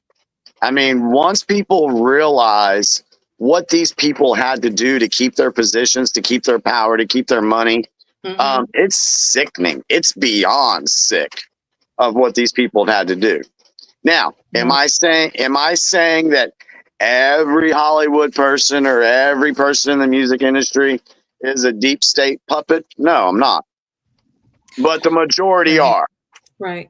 Yeah, that's fair. Any word, Gail, before I move on to a completely different subject? Yeah, it's got nothing to do with forgiving. Just don't go to their movies. That's all. They kind of shoot themselves in the foot, like Kamala paying Beyonce and everybody here just see Beyonce perform She left after what, 3 minutes of talking? And then she had Lady Gaga and I don't know who else performing. And she paid them Yes, all the money to perform. I paid several $100,000 just for that. I mean, And people these should are have. all through USAID. Mhm.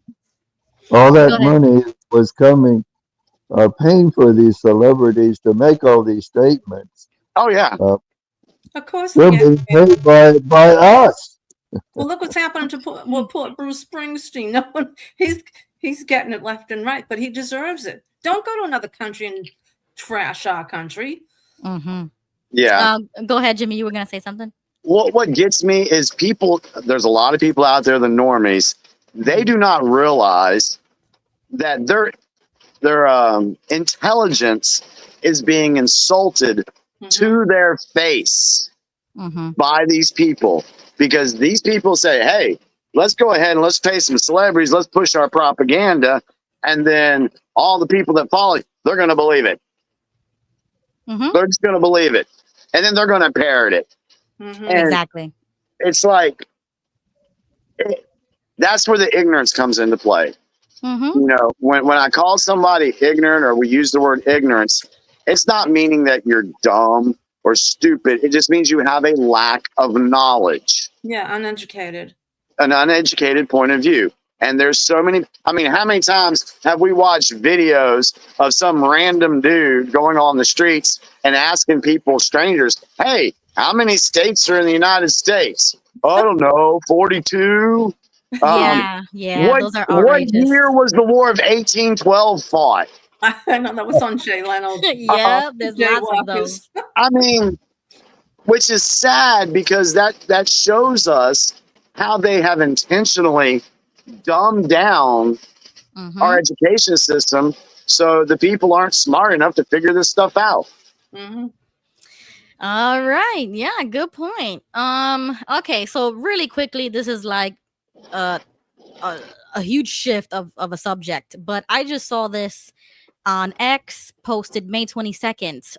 Breaking: SEMA Commissioner Sarah Russell, who goes by they them pronouns, is on paid leave after she failed to activate the St. Louis tornado sirens for the deadly storm. 5 people are now dead. Oh, that's terrible. Wow. And I saw like the conference that they were giving or whatever, and basically her excuse was, you know, like, we're not always in the office, we do a lot of things like outside of the office, so we just weren't there at that time when the tornado just happened, you know, to start, and unfortunately they didn't press the sirens you know, in time, and 5 people died because of that. Ruby, is that the correct picture of her? Yeah, that's her. That looks like a man. It does. I was just going to say that. Well, yeah, I mean that's the issue that we are dealing with in the big year of 2025, that sometimes you could barely tell. I mean, that's why that's a big woman. Yeah, exactly. But it is a female, and you can look it up, you know, see the press conferences. But basically, you know, the internet is angry, outraged, because it's like negligence, basically. And I mean, I don't care what pronouns they go by. You just do your job. And if you don't do your job, then you're not fit. Didn't the same thing happen in California with the fires? That she was off somewhere else? Yeah, supposedly. So this is really fishy to me. I don't believe it. I don't know. You know what I'm saying? It doesn't make me feel good. I just don't like this at all. No. Okay, let me see. Okay.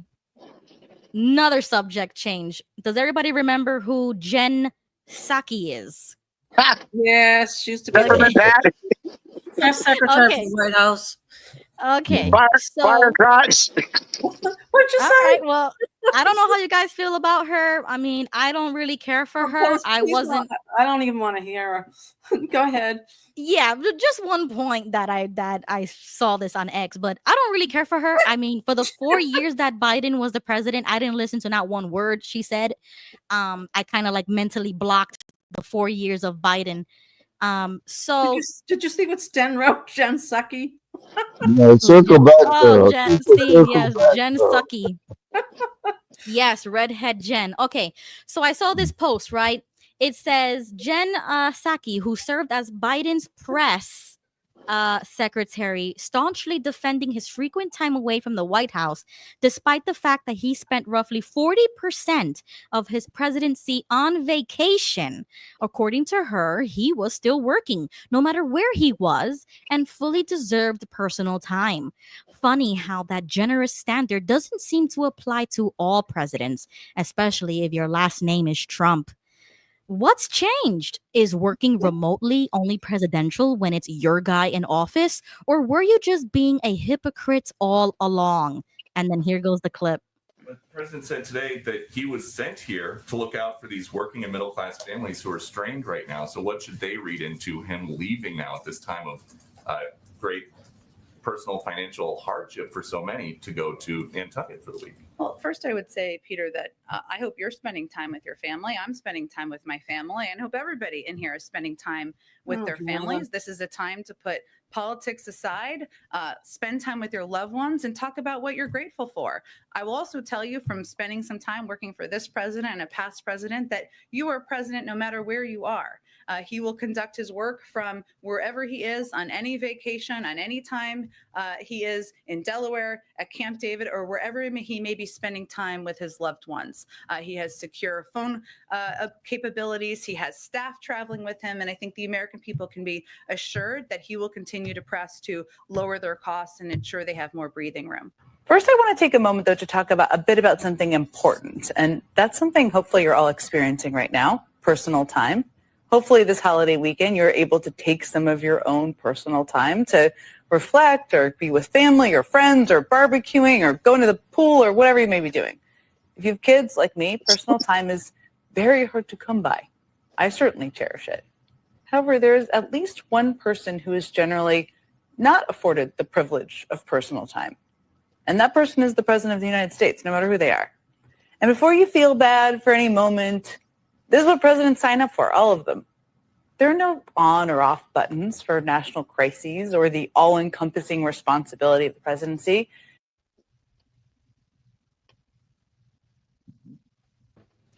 So I don't know if that last clip was taken out of context or if she was really making the point that all presidents sign up for this and that they never have personal time. I don't know, because I haven't seen like the whole entire, stream of the, of that clip. But that's what I found on X, and I found it interesting. I said, I'm going to play this to see how people feel about it. How do you feel about that? Well, she's just covering for Sleepy Joe. That's all she was doing. Mm-hmm. Right. That's all. That's her a mode of operation as the press secretary for a member of the deep state or a deep state puppet. That's all Joe Biden was, a deep state operative who didn't even know he was a deep state operative,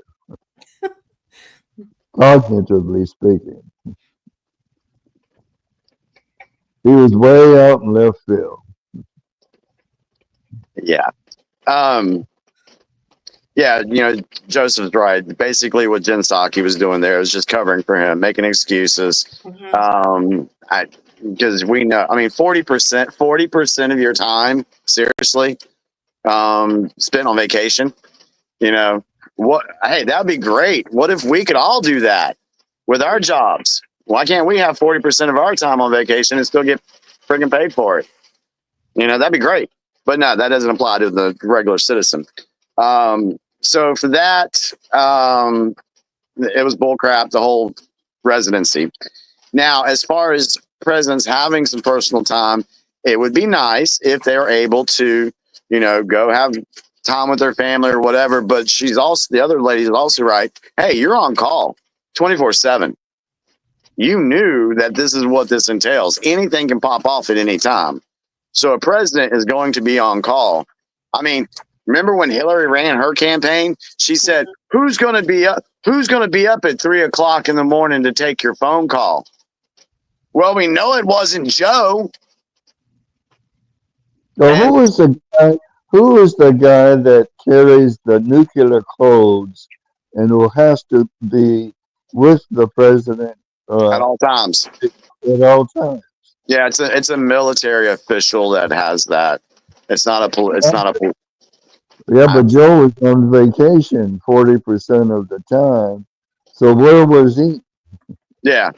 So I don't have a problem with the president trying to take a break here or there. No problem with that.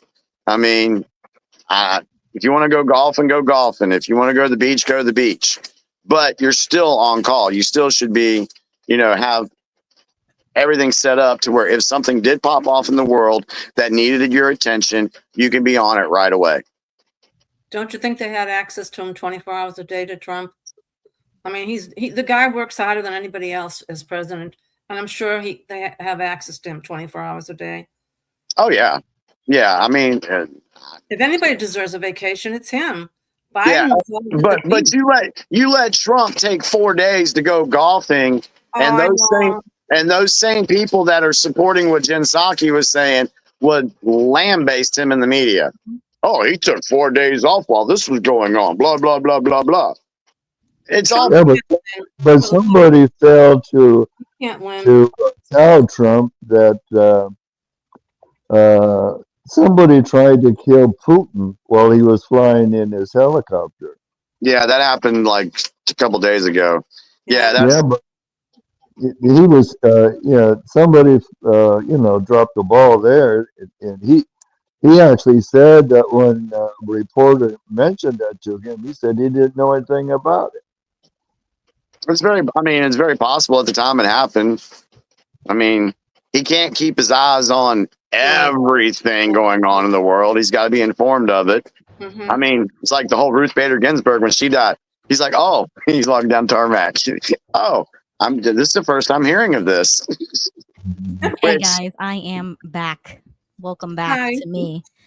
Yeah, my internet went out like always when I'm talking about something, but I ain't gonna say nothing. Sorry. I just wanted to bring this comment up really quickly. Fighter of Truth said Trump golfing is costing us $20 million of our tax dollars. How do you feel about that? Hold on. What does it say? Trump golfing. Is costing us $20 million of our tax dollars. Okay, first off, I would like to see proof for that. Me too. I want to see evidence of that statement. And then I want to see the reaction of how much it cost the taxpayers for all the time Joe Biden took off. And Obama was always golfing too. And Trump owns golf courses. Why is he going to get paid for golfing on his own golf course? Yeah, I want to see evidence that's how much, and where is that information coming from? So if it's coming from CNN, do you think, if y'all know me by now, do you think I'm going to believe exactly what CNN's going to say? Do you think I'm going to believe any mainstream media news headline? So I want to see actual, how much is it costing? And then compare that with what, go figure out how much it costs the taxpayers for all the time Joe Biden took off. All right, Fighter of Truth. So if you want to send any proof, we now have a Facebook page dedicated to the Unrelenting Political Corner. You can search us up on Facebook. You'll see it. Jimmy Bell is active publicly on Facebook, so you could DM him. But my public account, just friendly reminder, it's private, so just goes to the public page. Okay, so moving on to this kind of story. This was kind of news. May 23rd. Federal investigators have raided a St. Paul nonprofit tied to the Feeding Our Future case, the largest pandemic-era nonprofit fraud scheme in America. This was just the tip of the iceberg, and there are Minnesota Democrat ties. So I just wanted to play this. Chapter in the massive $250 million Feeding Our Future fraud scheme and a new raid on a St. Paul office. Lou Ragoose is here with tonight's top story. Well, Lauren, this signals that the feds are not finished investigating new suspects in the $250 million pandemic fraud. Yesterday morning, the FBI raided the office of a nonprofit whose board of directors includes some movers and shakers in the business community.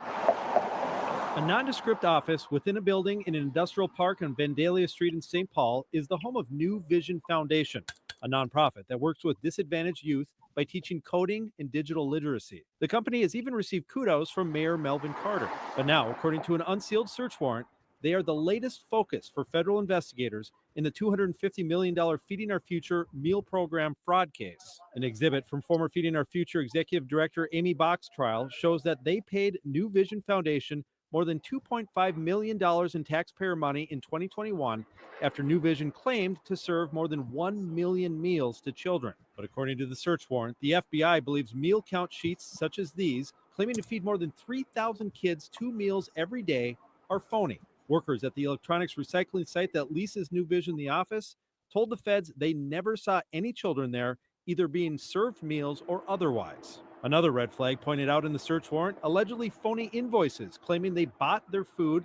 from a supposed food service company located in Eden Prairie that actually turned out to be an apartment.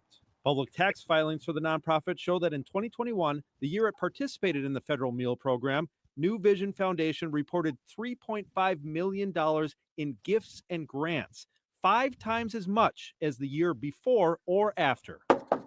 No one from New Vision Foundation has been charged yet. This raid is the first new investigation in the Feeding Our Future case made public in more than a year. Now, the executive director of New Vision Foundation did not respond to my numerous requests for comment. I also left messages with each of the board of directors, including one who's affiliated with the St. Paul in Minnesota Foundation, but I did not hear back from any of them. Lauren. Wow, it just continues. Lou. You know what I liked was at the very end where she said, wow, and it just continues. Do you know? Do you know what everybody was just shown there? Do you know what that was? What? That is an example. That is an example of the money laundering. Mm-hmm. Yes, but that was supposed to be a receipt of actually doing that. But yeah, remember, they found out, Doge has found out that in the Treasury Department, people were taking money out of the Treasury without a receipt. Yep. Yep. But at least what you just showed about the food program and the meals, that is a receipt, and they can prove that it is false. Yeah. But a treasury where we send our tax money to, that money was taken out without a receipt, and Doge found out that they were spending that money in Las Vegas at big casinos and theaters, all for parties for whatever they were doing. So I think what this is setting everybody up for is the future disclosure of shell companies that have been ran. We've heard a little bit about Biden and his shell companies. We're going to hear more about certain individuals that have been in the political realm of things, big names that created shell companies just so they can launder money. Right. That's what I mean. And then they have to come, and it's always a nonprofit, or they are a nonprofit organization. It's always a nonprofit, it seems like. NGO.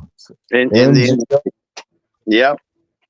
And so I think you're going to, like she said, wow, this keeps happening, because here lately we've been shown a lot of evidence of a lot of these companies getting busted like this. So when a government official came out before and said, oh, well, we don't know where $4.2 billion went, we can't account for that. Or like Donald Rumsfeld back in September 10th of 2001. Hey, the Pentagon's missing $2.1 trillion. We don't know where it's at. That's because all the money's being funneled into these shell companies. Okay, so just to give you another comment from Fighter of Truth.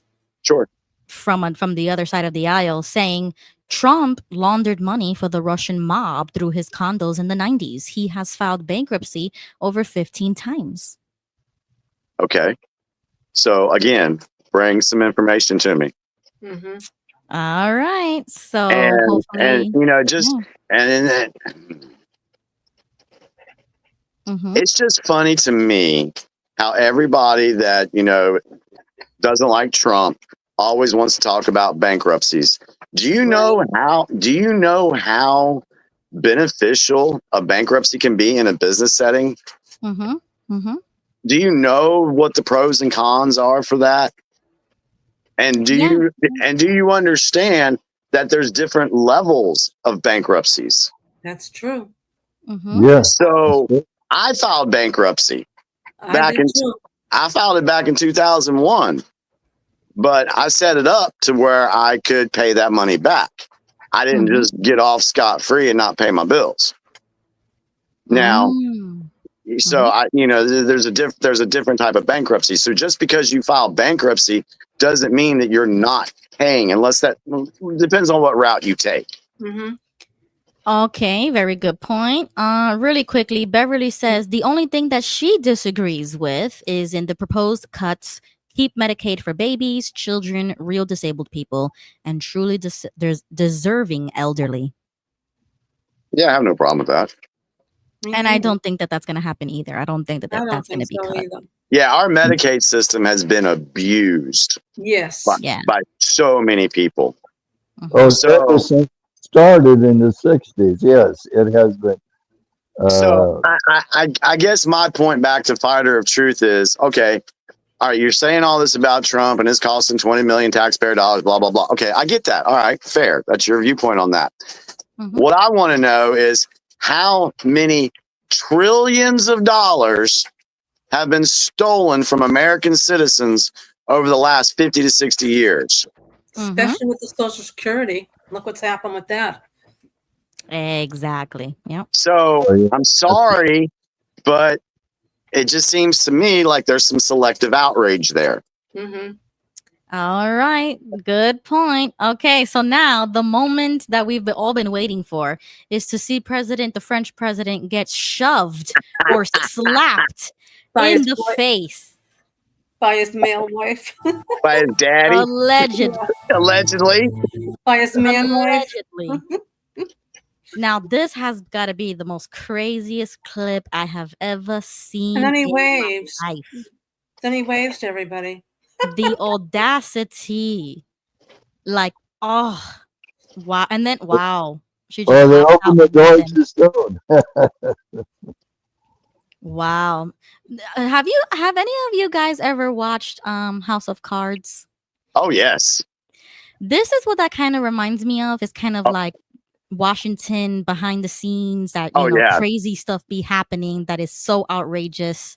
Everybody's sleeping with each other. Everybody's either gay or in the closet or something. Like there was always a huge storyline, getting people killed or something. Did you watch that whole series?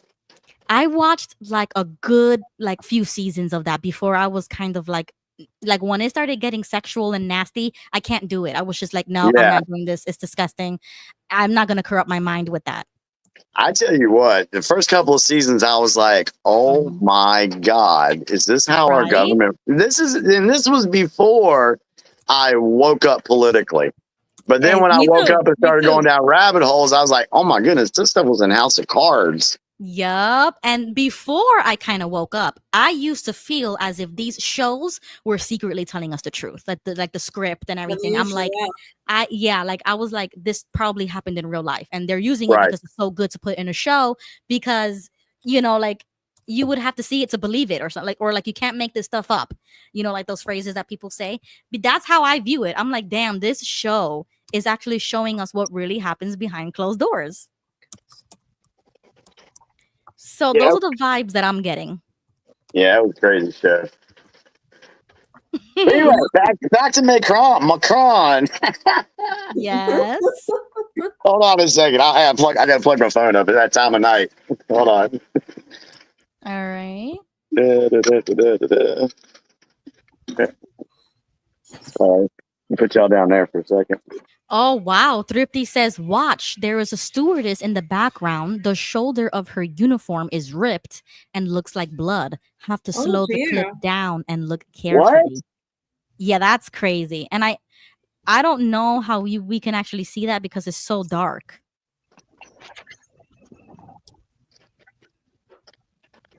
Oh. Oh, but it looks orange. Like the vest? You mean, Thrifty? It's a scarf. I think that's a scarf. Oh, yes, like the scarf. Okay. But Oh, right she's there. not doing this, I don't think. I think she's one of the attendants, help open the door, greet the person. Okay, so it looks like it's stained or something. Like there's either a design there or like it's red on top of the orange there. Oh yeah, on her shoulder. Yeah. Yeah. Did you watch Candace Owens, who broke the story that Mrs. Macron is a man and she transitioned when she was a teenager? I saw the whole promotion for it. I love Candace Owens, but I did not watch. I did not watch. No. Actually, it was pretty good. She's been followed too since she broke the story. Do you know that Trump knows she's a trans? Allegedly? Allegedly. He knows. Yep. No, he knows because Trump. Yeah. When they went out there to What about Notre Michelle? Dame was opening, Trump knew then, and they were kissing his ass. And I just want to make a comment, and you can call me a conspiracy theorist all you want. I mean, she's 25. She's 54, and he was 29 when they were married. So there's a big age difference. Yep. Well, she has an obsession with provocative, demonic artwork. Now, did you watch the Olympics last year in France? Oh yeah, we covered that. The mockery of the yes, Last the Supper. Passover. Yep. She had a lot to do with that. So I started thinking, why have they gone so transgender crazy in France? So now it makes a lot of sense when I found out that she's a trans herself. So I'm just making the connection between that and what she did with the Notre Dame Cathedral, and that she got mocked for that because she was putting gold balls. I don't know if you saw how the robes that they had on, some of the bishops and the priests, they had these crazy looking robes on, and then she had this decorat floor, and I'm saying to myself, that doesn't even look like a normal cathedral church. So I'm just saying, that's just my mind how it works. I heard too. Okay, allegedly, I have no proof of this. This is just a story that's out there. It could be fake as hell. But the he/she is actually said to be his real dad. What? And that's a theory. that he was being abused at a young age. And so that was out there. Now I can't verify that, but it is out there that that's his dad who transitioned and has kept control over him for all this time. So wait a minute. The person he's married to is his dad? Yeah. That's what this person, what allegedly, that's what this person put out. Yeah, that would be worse. Well, it's an international cover-up because they destroyed all photos of she when he was younger. So. Yeah, so like I said, I can't speak to that. I'm just saying what I've heard. And they try to threaten Candace to not release series that she was releasing. They try to sue her. Now that was a reach. That's when my red flag went up because I'm like, why is it so important for the government of France or whoever that she, tried to get to intimidate Candace? Why are you intimidating an American journalist about releasing a story? Even if it wasn't true or was true, what does it matter to you guys? You guys are all the way in France. I don't think it should matter what one American journalist says. Right. But well, yeah, you're right. Bridget has never clarified anything during any of her interviews about her sexuality or her biology. She evades the issue constantly. Right. Yeah. I don't know. You know what? And I'm going to go ahead and tell Fighter of Truth that I agree with the statement that just put up. Trans are only 1% of the population. This is a distraction from the billionaire robber barons who are the real enemy. I can agree with that. Yeah. I can totally agree. After what we showed last week on how the money system works, you know, these people don't want that to be discovered. They don't want the everyday American to find out how the money system works. They don't want people knowing how they're violating the Constitution. So they have to come up with all these different distractions. And yes, trans, that's one of them. I agree with that. It's the same thing with Michelle and Barack. Correct. But you see, okay, to be honest, I don't actually believe that though.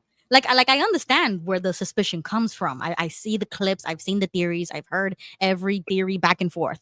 I just don't actually believe that that's really real, but it does make me think. You know, like it's observable, but it's not something that I actually believe. And I'm willing to admit that right now, mark my words, because in the future, if we ever do get a release of information, I'll be the first one to say, remember when I said this? Okay, now I can believe it. Are you talking about Obama or Macron? Both of them, actually, both of them. Because well, have you seen Michelle lately? She doesn't have her beauticians around her. Yes, she's not actually, Ruby. If you look good, Ruby, if you were to dig back into some history, not just here in the United States, but in all these European countries, go back to the 1700s, the 1800s, early 1900s. This was a practice. Was for the men to pretend that they're women and have that power, being a first lady or a they're oh god, I put one up on Facebook not that long ago about that princess. Oh god. Yes, I've seen that. Yeah. So I mean, this is something that's actually been going on for a very long time that predates Michelle and Macron and all that. I mean, I wouldn't deny that. But I mean, what would be the purpose to have it now? Macron's grandmother was she was some type of psychiatrist that promoted transgenderism, and she raised Macron. Yeah.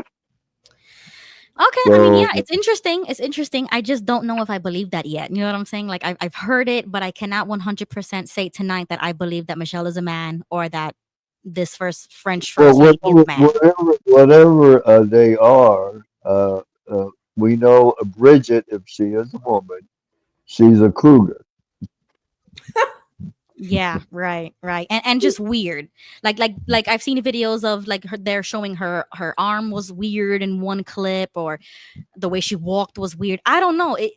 I would believe more that that's an alien than a transgender. Oh great. We're gonna go down that road.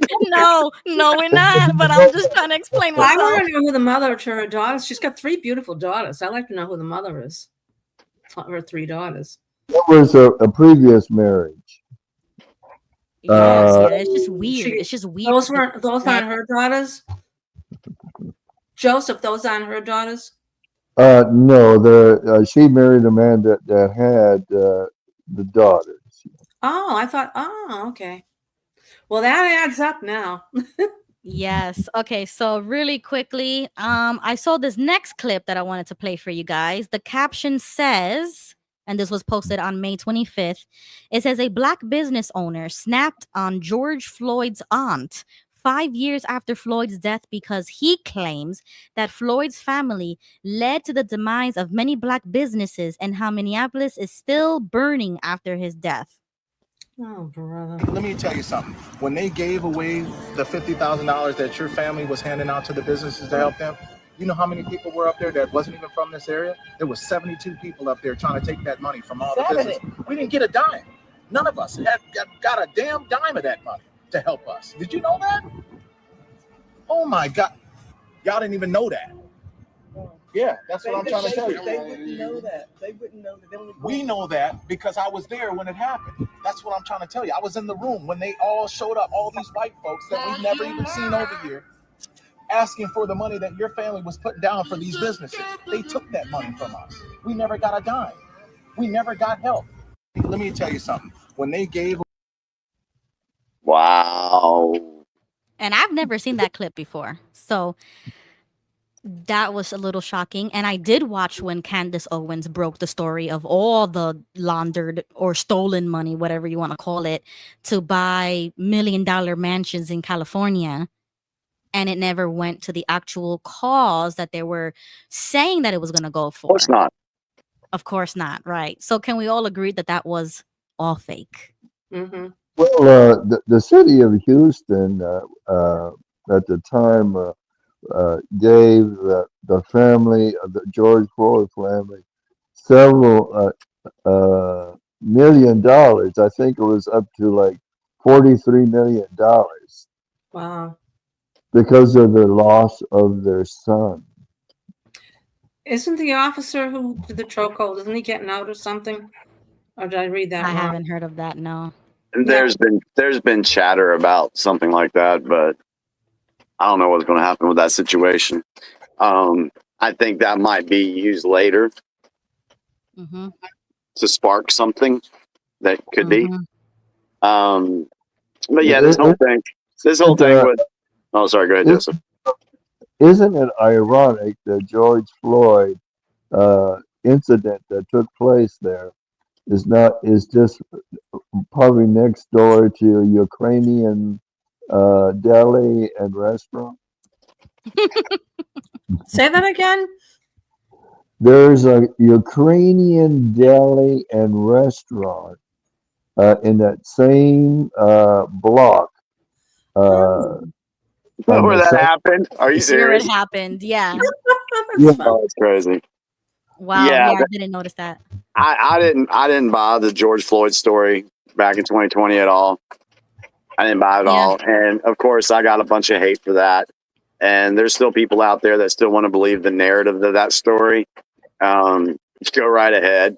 You're not going to convince me that that wasn't a false flag, that wasn't all pre-planned to stir up the country during an election. It was all designed to do exactly what it did.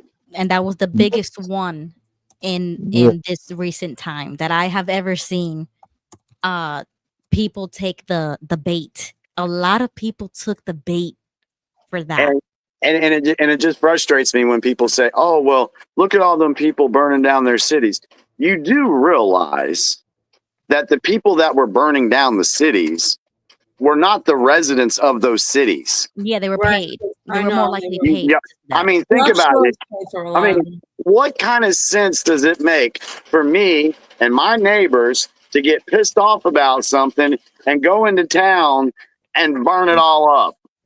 That makes absolutely no sense. Yeah.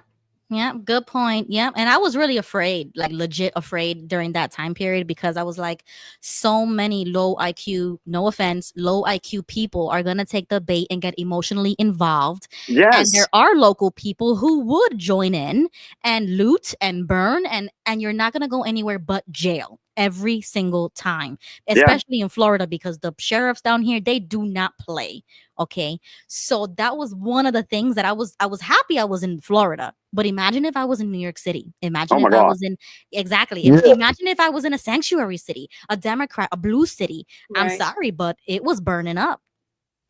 Well, what about that guy Mangione who killed that executive in New York? Yeah. Oh, they made a big deal out of him because he was good looking. It was ridiculous, really.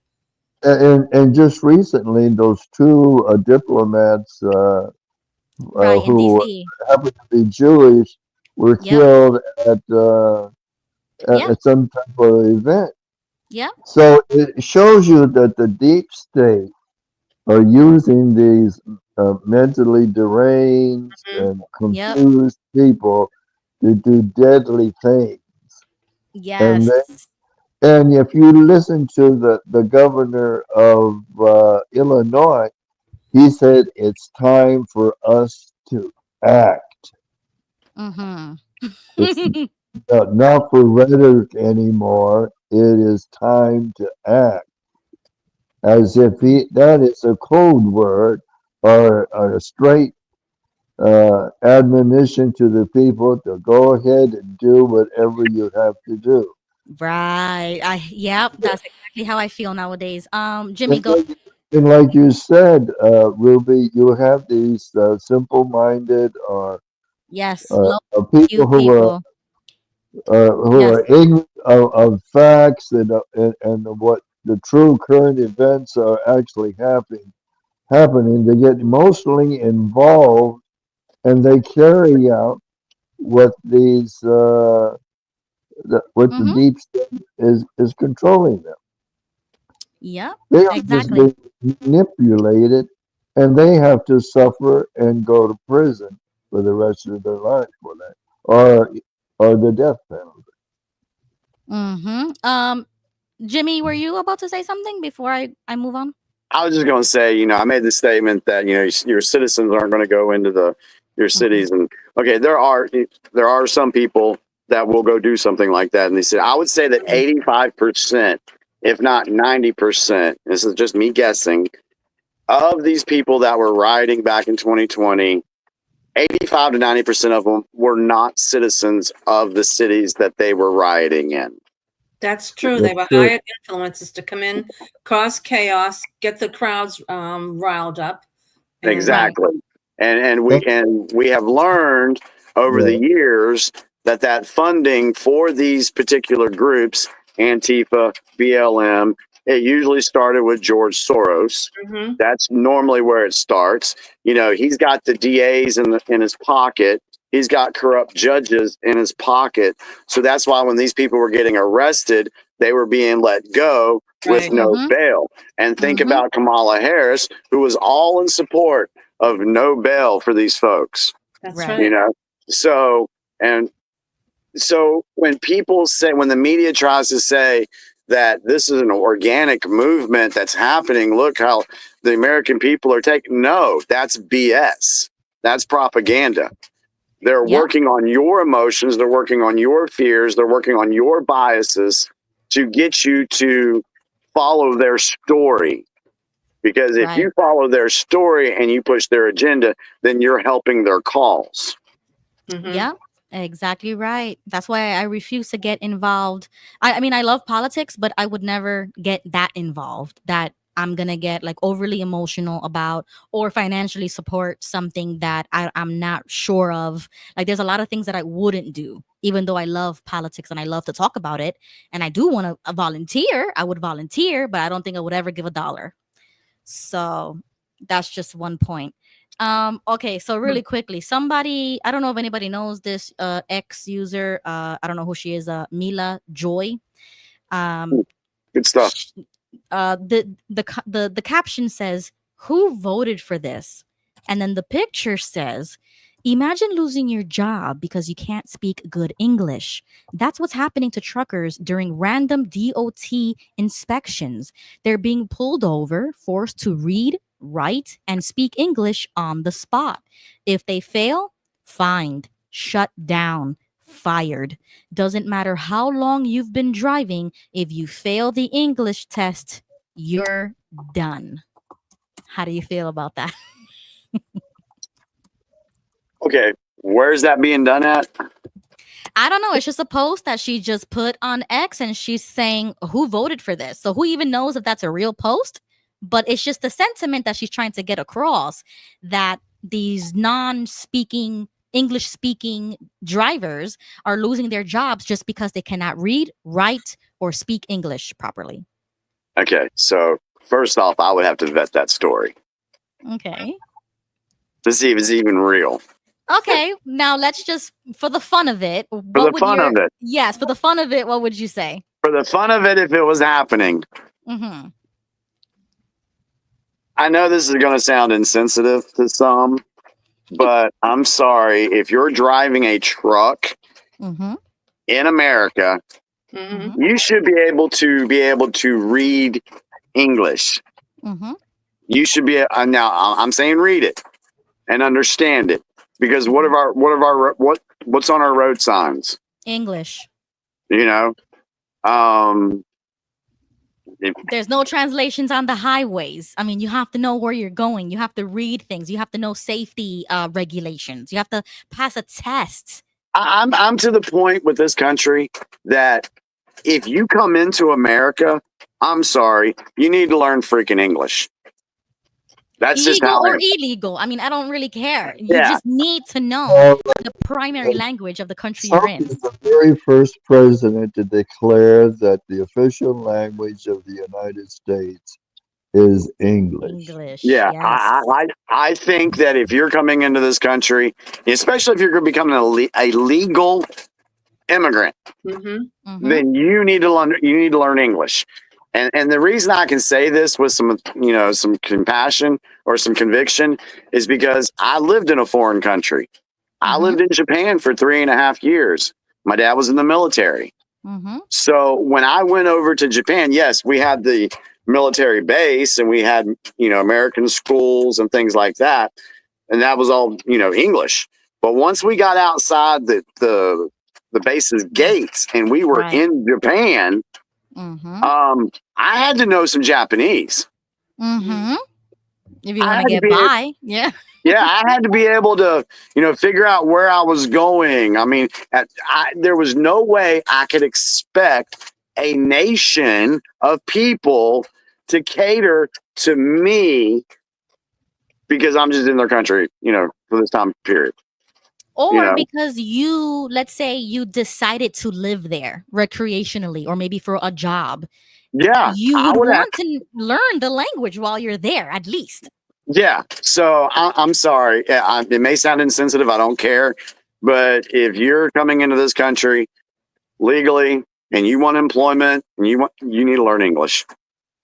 Yeah. Do the GPSs have different languages on the GPS? I'm just They curious. probably do. I think they do. I think they do. Yeah, because even here you can change your GPS to You speak to can. you in Okay. Spanish. Well, he could have done that too. In his truck. Yeah, but I mean, just to even get the license, if you can't read, write English, then how did you pass the test for your license? I don't know. Well, they give their license away here in Massachusetts to the Exactly. Oh yeah, like, you can get that under the give them away. table. Yeah, like you can pay for that. And what about all of the other people who are going to school for that, doing it the right way, paying thousands of dollars to get that license? And how does this affect the American people financially? Exactly. I have one answer for you. Your car insurance rates. Exactly. Anybody in the comments right now, can anybody right now watching this show say that over the last 3 years that your car insurance, if you stay with the same company, not if you switch companies, but if you stayed with the same company, has your rates gone down ever in the last 3 or they 4 go up years? every 6 months. Mine goes up every 6 months. Absolutely. And so does your homeowner's insurance too.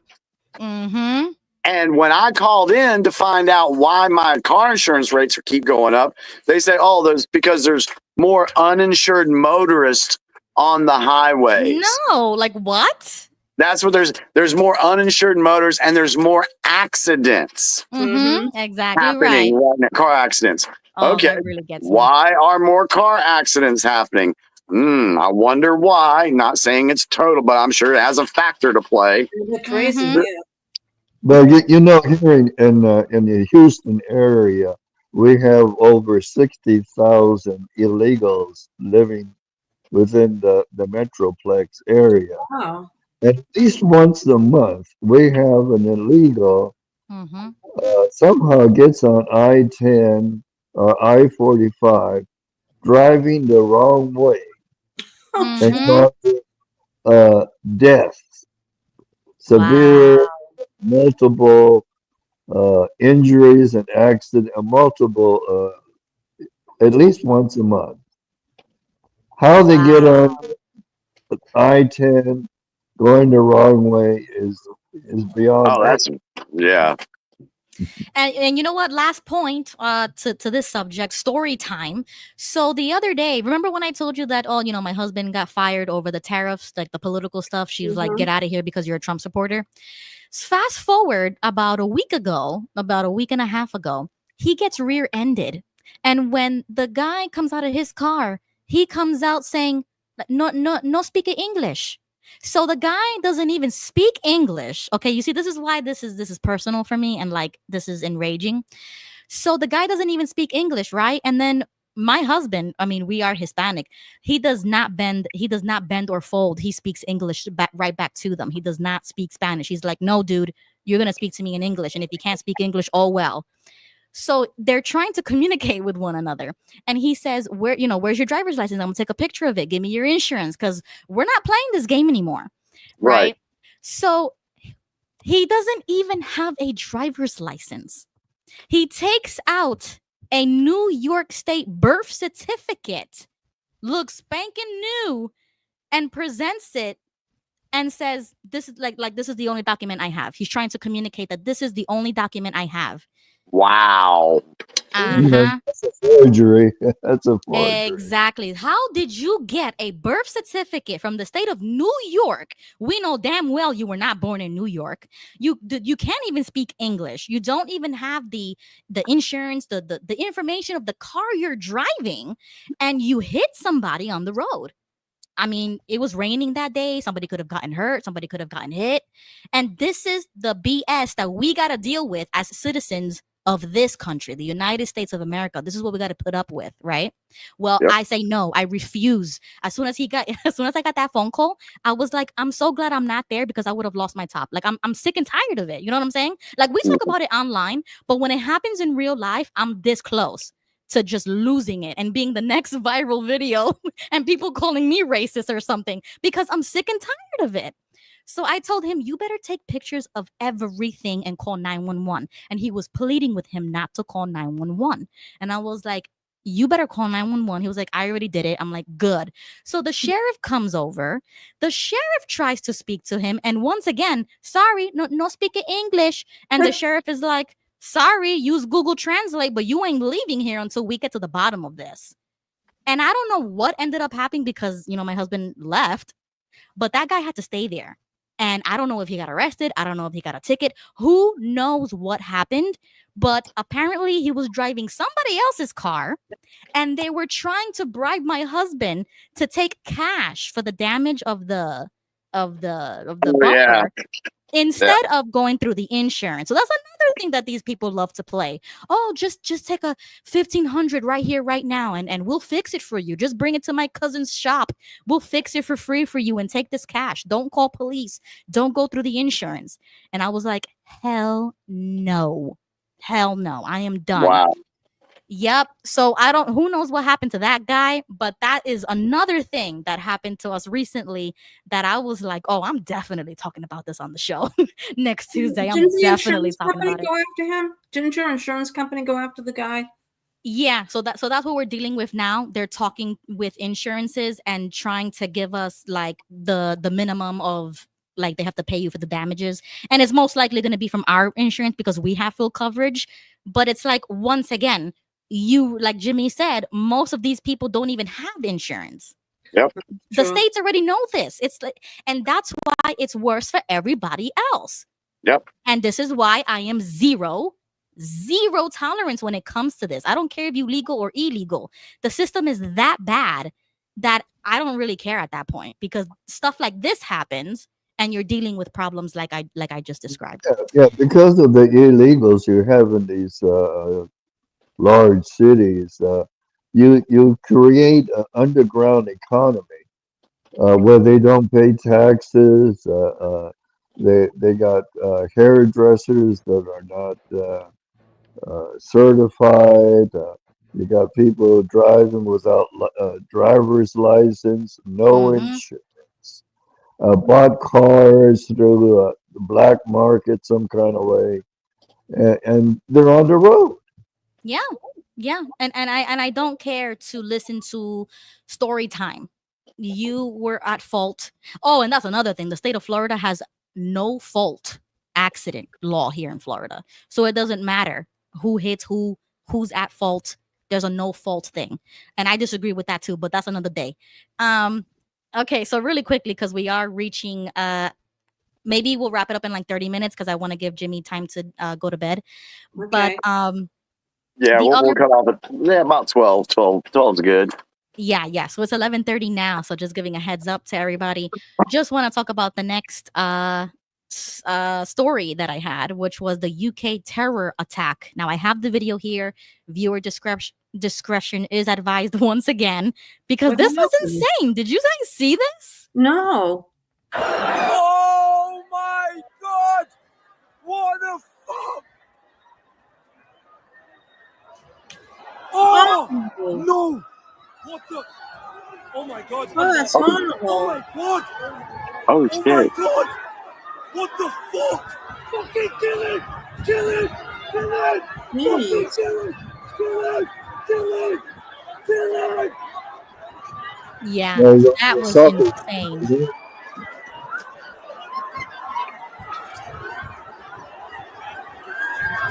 Oh my God! That's I'll just mute it so you guys can watch it one more time. But yeah, this was supposed to be a parade for I think like a sport event or something, and there was this one driver who just drove right into them. I couldn't even believe it. I think that's a terrorist attack, in my opinion, like domestic terrorism for them. Yeah. Was I he? don't know who did it though. California, remember? Man, I guess they're gonna have to ban cars now. Yeah. Yeah. Ban Nah, cars. chill. That's crazy. I didn't see that. That's the That's first It time was that's the first viral time I all saw that. over. Yeah, that happened this week. Like that was viral. That was huge news in the UK, and I found the video, so I wanted to play it here for you guys. But I was like, okay. I mean, we know these big things happen, and sometimes they are false flags, and there's a manifesto behind it or an agenda. I don't know anything yet. This is just what I saw on the internet, so I'm just showing it to you. I'd like to find out who the driver was. Yeah, and they're already starting with that. They're gonna already start with the misinformation about the driver or the motive or whatever. So we are going to follow Jimmy's rule of what 72 hours. Yeah, 48 to 72 rule. hour. Yeah. Yeah, there we go. Let's follow the rule and let's wait 72 hours, and next Tuesday we can follow up. Yeah. Did he cause any deaths?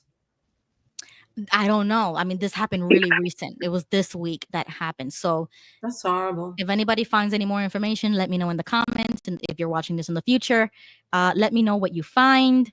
Also over the weekend, there was another little Antifa riot. Mhm. Was it on Seattle? Yes, they crashed a revival concert type thing. It was like a Christian event going on, and it was public, and then they were ambushed by Antifa. They were trying to bum rush the stage. They were fighting with the police. I mean, it was insane. It was insane. The first thought that came to my mind, no offense, but I was like, that's false religion. So of course something bad is gonna happen. Like, God ain't there, guys. Sorry, but God ain't there. So when you find other people, when these things do crash like that, I don't know. To me, it's just like, maybe that was bound to happen. Maybe. I don't know. Like you wouldn't catch me there, basically. You know what I'm saying? Like I will never be caught in a million years in an event like that. I don't believe in that. I think it's performative. Number one, it's like a freaking concert, and they're calling that Christianity. I don't believe in it. So going back to that driver, this is just something I want to throw out there. What would y'all's reaction be if you were in a vehicle going down the interstate and the interstate was blocked with protesters? What would your reaction be if, okay, let's say they just had a line. There's just a line and they're being cool. They're not causing any problems yet other than blocking the highway. Right. So that already happened. Some people stopped and some people just went on ahead and hit some people. So now let's say they get rowdy and they start attacking cars that have parked because they blocked the highway. What would your reaction be to that? I would try to get to the front of it and keep going. And the funny part is, like, the state of Florida, they passed that law already that it is legal to drive your car right into them. If they are on the street, they are there illegally, and if they get hit, you are not like liable for manslaughter for that. Wow. So in Florida, you just keep going. So I would just keep going. Well, and I would do that too. And the reason why is because if I feel like my life is at risk, or Yeah, or I have passengers. Let's say I got my 3 grandkids with me. exactly. No, yeah, keep going.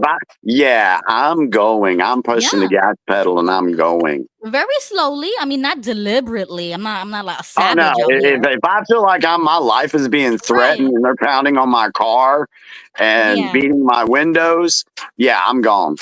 Yeah, I would keep going cautiously, but I'm not gonna stay there like a sitting duck No. or let my car get destroyed. Like, no, F you guys. You can go protest on a regular street, get a permit for it, or go to the sidewalk, but you don't do that to everybody else. Like, no.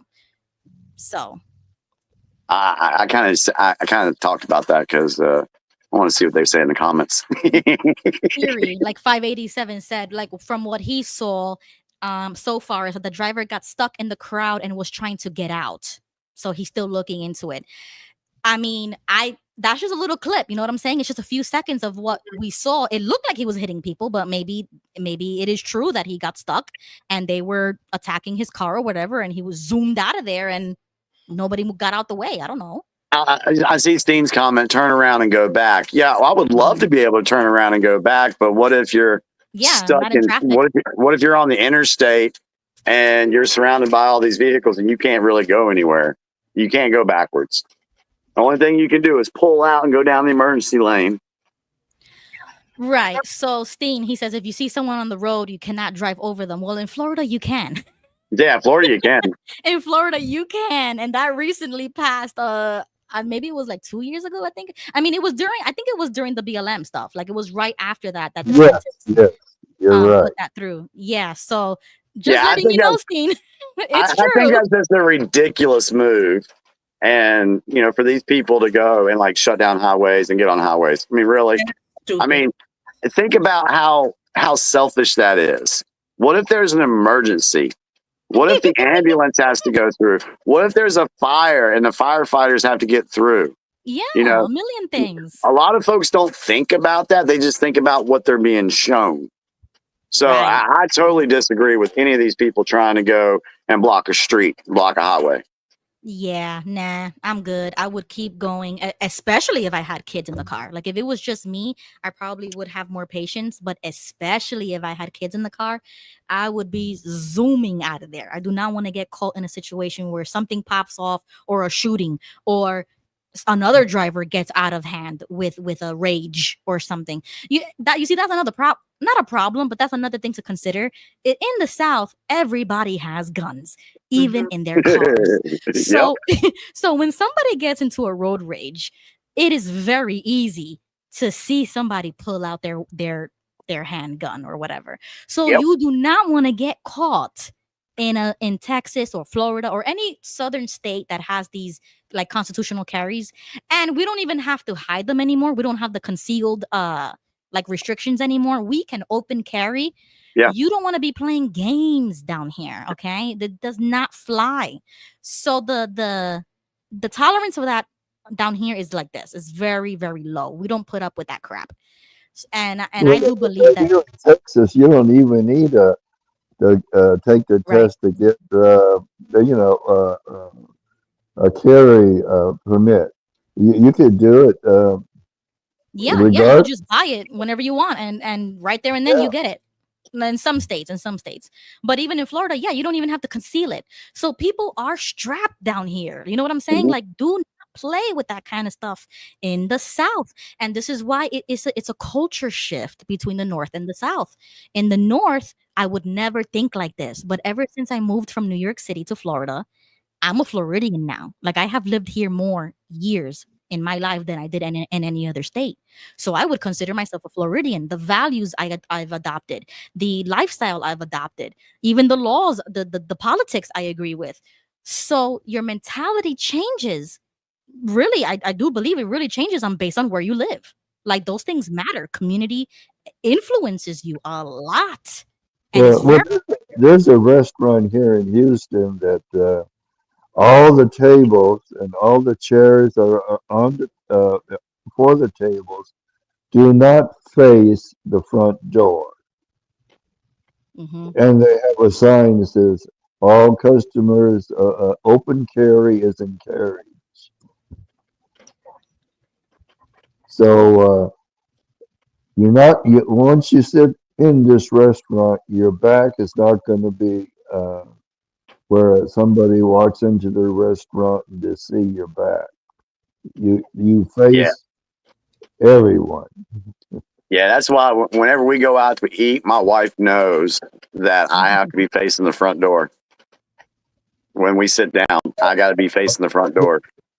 Yeah, I'm the same way. Yeah. Yeah.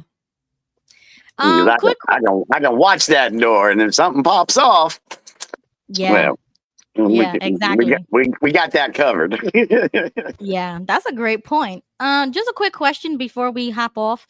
Jimmy, what is a truther?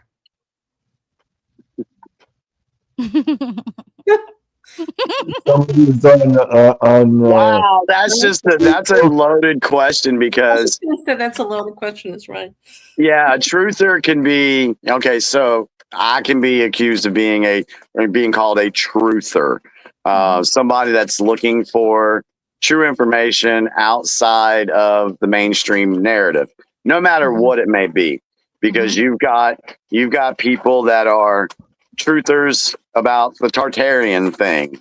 You've got truthers looking about the moon. So all these things that have been pushed out there, there's always going to be some individuals that can be known as a truther, somebody looking for the real information about a story. And is it the actual truth, or is it or is this word used like to mock them that they think it's the truth, but it's really not? Oh yeah, well yeah, it's definitely used as slang to mock folks that are looking for real true information. Okay, so I saw this post and I'll play the clip, but the caption says, "Was Phoebe from Friends actually a truther? Watch this clip and see for yourself." Oh, this would be cool. I love Friends. You don't believe in gravity? Oh yeah, this is great. It's not too much that like I don't believe in it. It's just I don't know. Lately, I get the feeling that I'm not so much being pulled down as I am being pushed. Now, notice how she said she feels more like she's being pushed down than pulled down? You mean like the downward electric current, the electrostatic gradient? So what do you think? Was Phoebe just the dumb ditzy blonde? Or was she the only one of the friends that actually knew what was going on? Okay, this is not about the money, okay? It's about corporate greed destroying our hearts and leaving us the hollow shells. Okay, yeah. Phoebe was being a truther there. So she was questioning the narrative. And this was a character in like a 90s. Oh yeah, I watched it. Yeah, and see, we talked about oh man, my star, the favorite stars involved in Friends. I loved Friends. I've watched it. I had all the CDs every season. I know that show. But when I found out what they were involved in, it's just like, oh my God, are y'all serious? So I won't go into all that, but. Okay, but it's like a little nugget, because when I see these types of shows, it's like they always implant this somewhere. But, but that really didn't, like, truther didn't really come out until recently, right? Like that word or that the phrase, yeah. Right. Okay. I'm assuming so. Okay, so just have you seen the one from X-Files? No, I don't think so. You haven't seen the clip from X-Files where they went on it. X-Files. Okay. So Ruby, you gotta play this. This is great. Okay, where is it? Go to X and type in X-Files tells the truth. Let's see if that will pull up there. It's about a 2 or 3 minute clip. Okay, X-Files tells the truth. The science fiction X-Files? What's that, Joseph? Is that the science fiction X-Files? Yeah. And it should be a clip from the show. Oh, a show? Okay. Yeah, it was a show. Is this about the Majestic 12? I can't remember what exactly. Keep going. I don't see anything yet. I'm looking for a clip. That might be it, right? I think that's it right there. How long is that? The Tuskegee experiments on black men A in the minute and 30s, 40. Henrietta Lacks. What are they trying to do? That's the missing piece. But it's not hard to imagine a government hiding, hoarding alien technology for 70 years at the expense of human life and the future of the planet. Driven not only by corporate greed, but a darker objective. The takeover of America. And then the world itself, by any means necessary, however violent, or cruel, or efficient. By severe drought, brought on by weather wars, conducted secretly using aerial contaminants and high-altitude electromagnetic waves. In a state of perpetual war. To create problem, reaction, solution scenarios to distract, enrage, and enslave American citizens at home. With tools like the Patriot Act and the National Defense Authorization Act, which abridge the Constitution in the name of national security. The militarization of police forces in cities across the U.S., the building of prison camps by the Federal Emergency Management Agency with no stated purpose, the corporate takeover of food and agriculture, pharmaceuticals and healthcare, even the military in clandestine agendas to fatten, dull, sicken, and control a populace already consumed by consumerism. And I encourage you all to go shopping more. A government that taps your phone, collects your data, and monitors your whereabouts with impunity. A government preparing to use that data against you when it strikes. And the final takeover begins. The takeover of America. By a well-oiled and well-armed multinational group of elites that will cull, kill, and subjugate. Wow. So Kind of talk, going on now, isn't it? so talk about putting it right there in front of us. Exactly. That was from the 90s. Really? Yes. Late 90s, I think it was.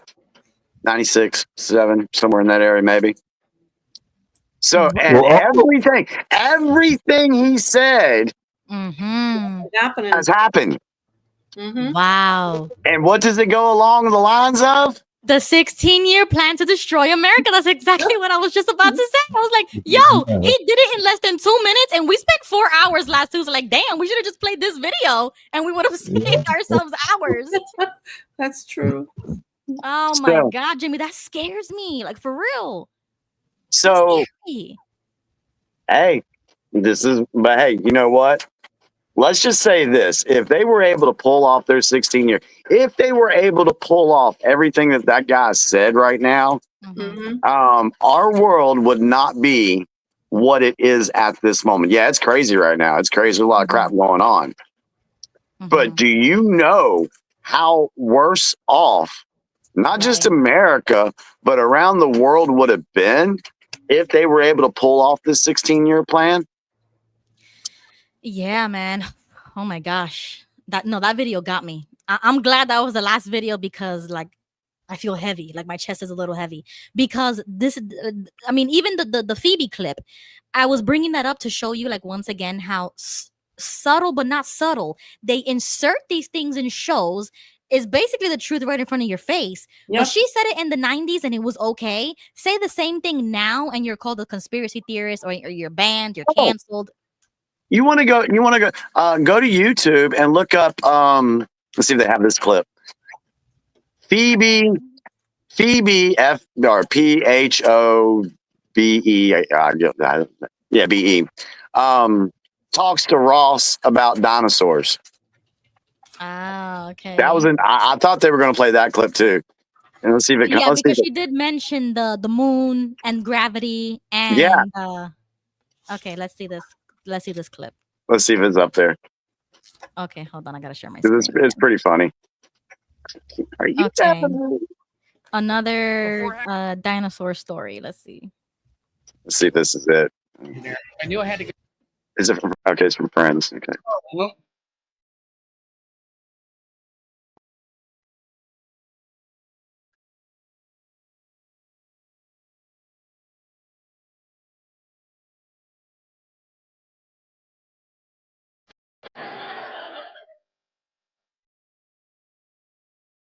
I don't know if this is it or not. Let's see.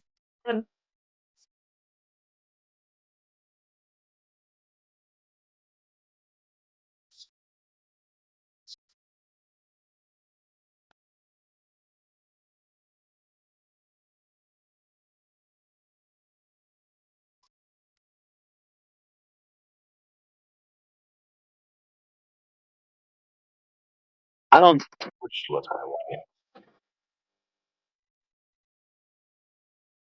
Yeah, okay. That's not it. So there's another. That wasn't the clip. It's when they're in the kitchen. Yeah, sorry, y'all. Right, I think that's it right there. Yeah, that one.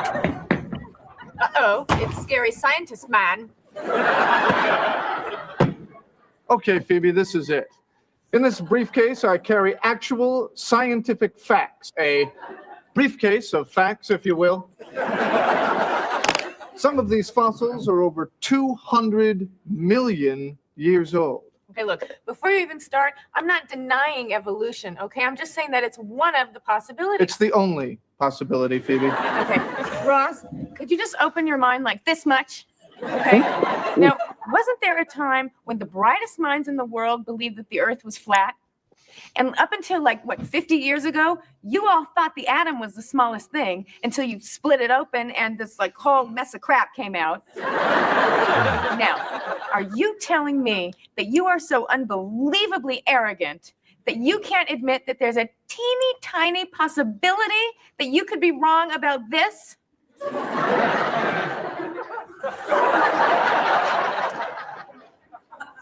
There might be a teeny tiny possibility. I can't believe you caved. What? You just abandoned your whole belief system. I mean, before I didn't agree with you, but at least I respected you. How are you going to go into work tomorrow? How are you going to face the other science guys? How are you going to face yourself?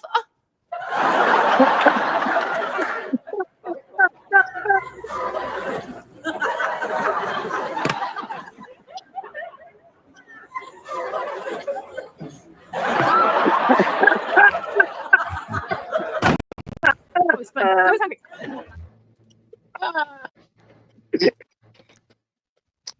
Just thought that was funny. Yeah.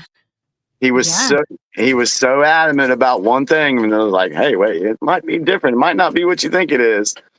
So Oh, yeah, yeah. you could call Phoebe a truther. Wow. You see, I'm not from this time period. You know what I'm saying? Like, I was a baby and Yeah, I'm watching I this know. now as an adult. So it's like, wow. Knowing what would I know now, educating myself, thinking outside certain boxes, and exactly how she was saying, I feel it now. You know what I mean? Like it's deeper than just a giggle or a laugh. Like people are laughing at it like it's funny. I see it total different eyes right now, like Yeah. different lens. Yeah. Well, even cartoons, like the Simpsons, and any other type of animated series. There's a lot of things that they say in there that is truth in it. It's like a codes they're Right. saying. Right. And you see how she said, like, he abandoned his whole belief system just because she was like pressuring him. Yeah. I literally said that to Tony on the phone recently, I'm glad that I remembered it now because I wanted to tell it to everybody else.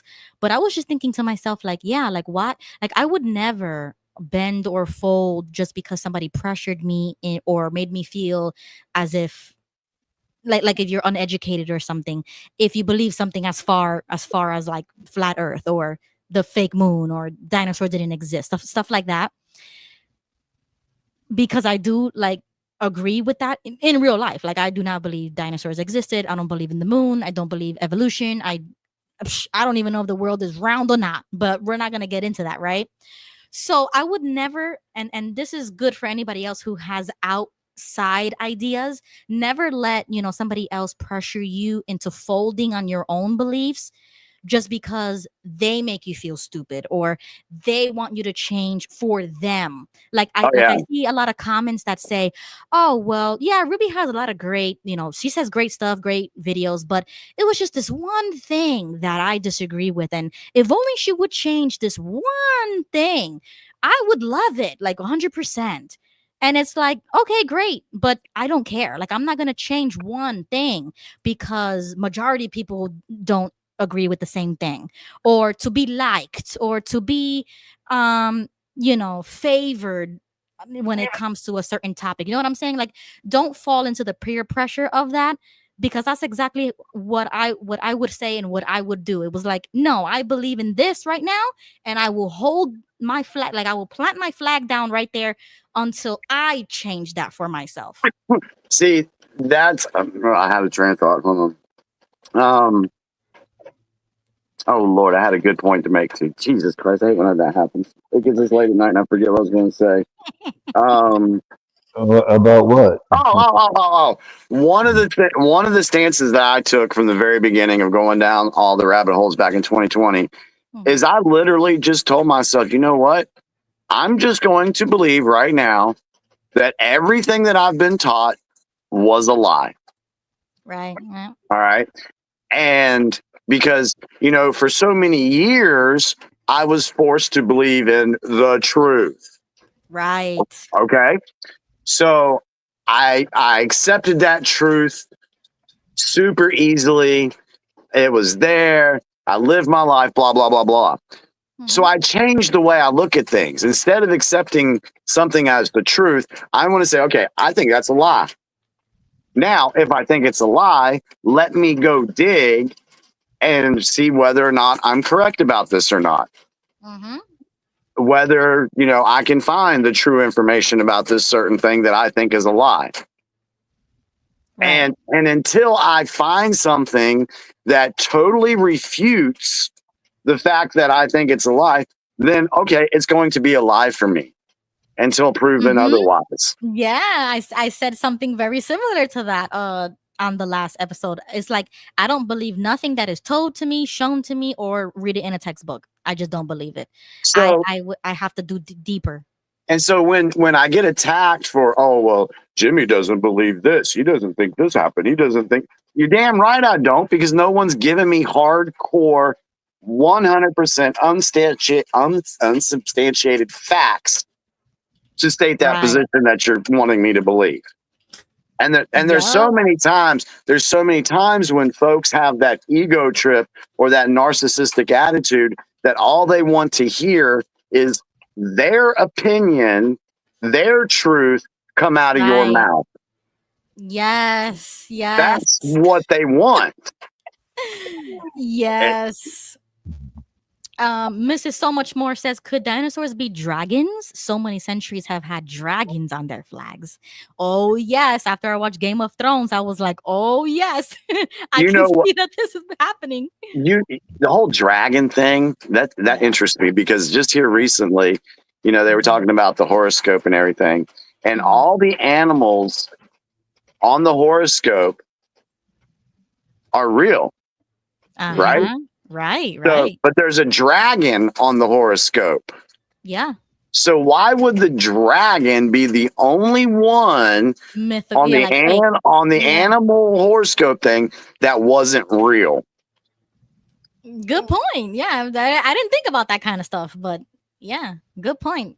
Well, thank you everybody for joining. I had so much more clips to show, but I'm going to save it for next Tuesday. Okay. And yes, thank you to Gail for joining, Joseph for joining, thank you, Jimmy for co-hosting. Yeah, thank you guys. Thank you. Yes, and thank you to everybody in the chat too. The chat was very alive tonight, very responsive and quick. I love it. We have this new feature, like now you can see the chat section on the actual stage. Oh, okay. So yeah, it's really cool. Like it's small, but like it's just cool to have it there so people can see their own comments on the screen. I don't have to pull it up every single time. Yes, good night everybody. Thank you so much. And we will see you next Tuesday. Yeah, yes. don't forget, if you're on Facebook, go like the Unrelenting Political Corner Facebook page. Okay. And share share topics that you'd like to see us cover, or get our opinions on. Yeah. It helps us out. You can just put everything on the page and we'll see it and just pull it up live. Like all I need is 100 follows on the page, and I could go live on Facebook too. So if anybody is more comfortable or wants to get it through Facebook, that's another destination we could stream on. Like we could stream on multiple destinations. So it would be so cool to like start streaming on Facebook, and it's just easier to get in touch with you guys because it seems like everybody uses Facebook except me. Like I haven't really used Facebook in such a long time, so I was like, all right, fine, I'll do it. I'll do it for the political corner.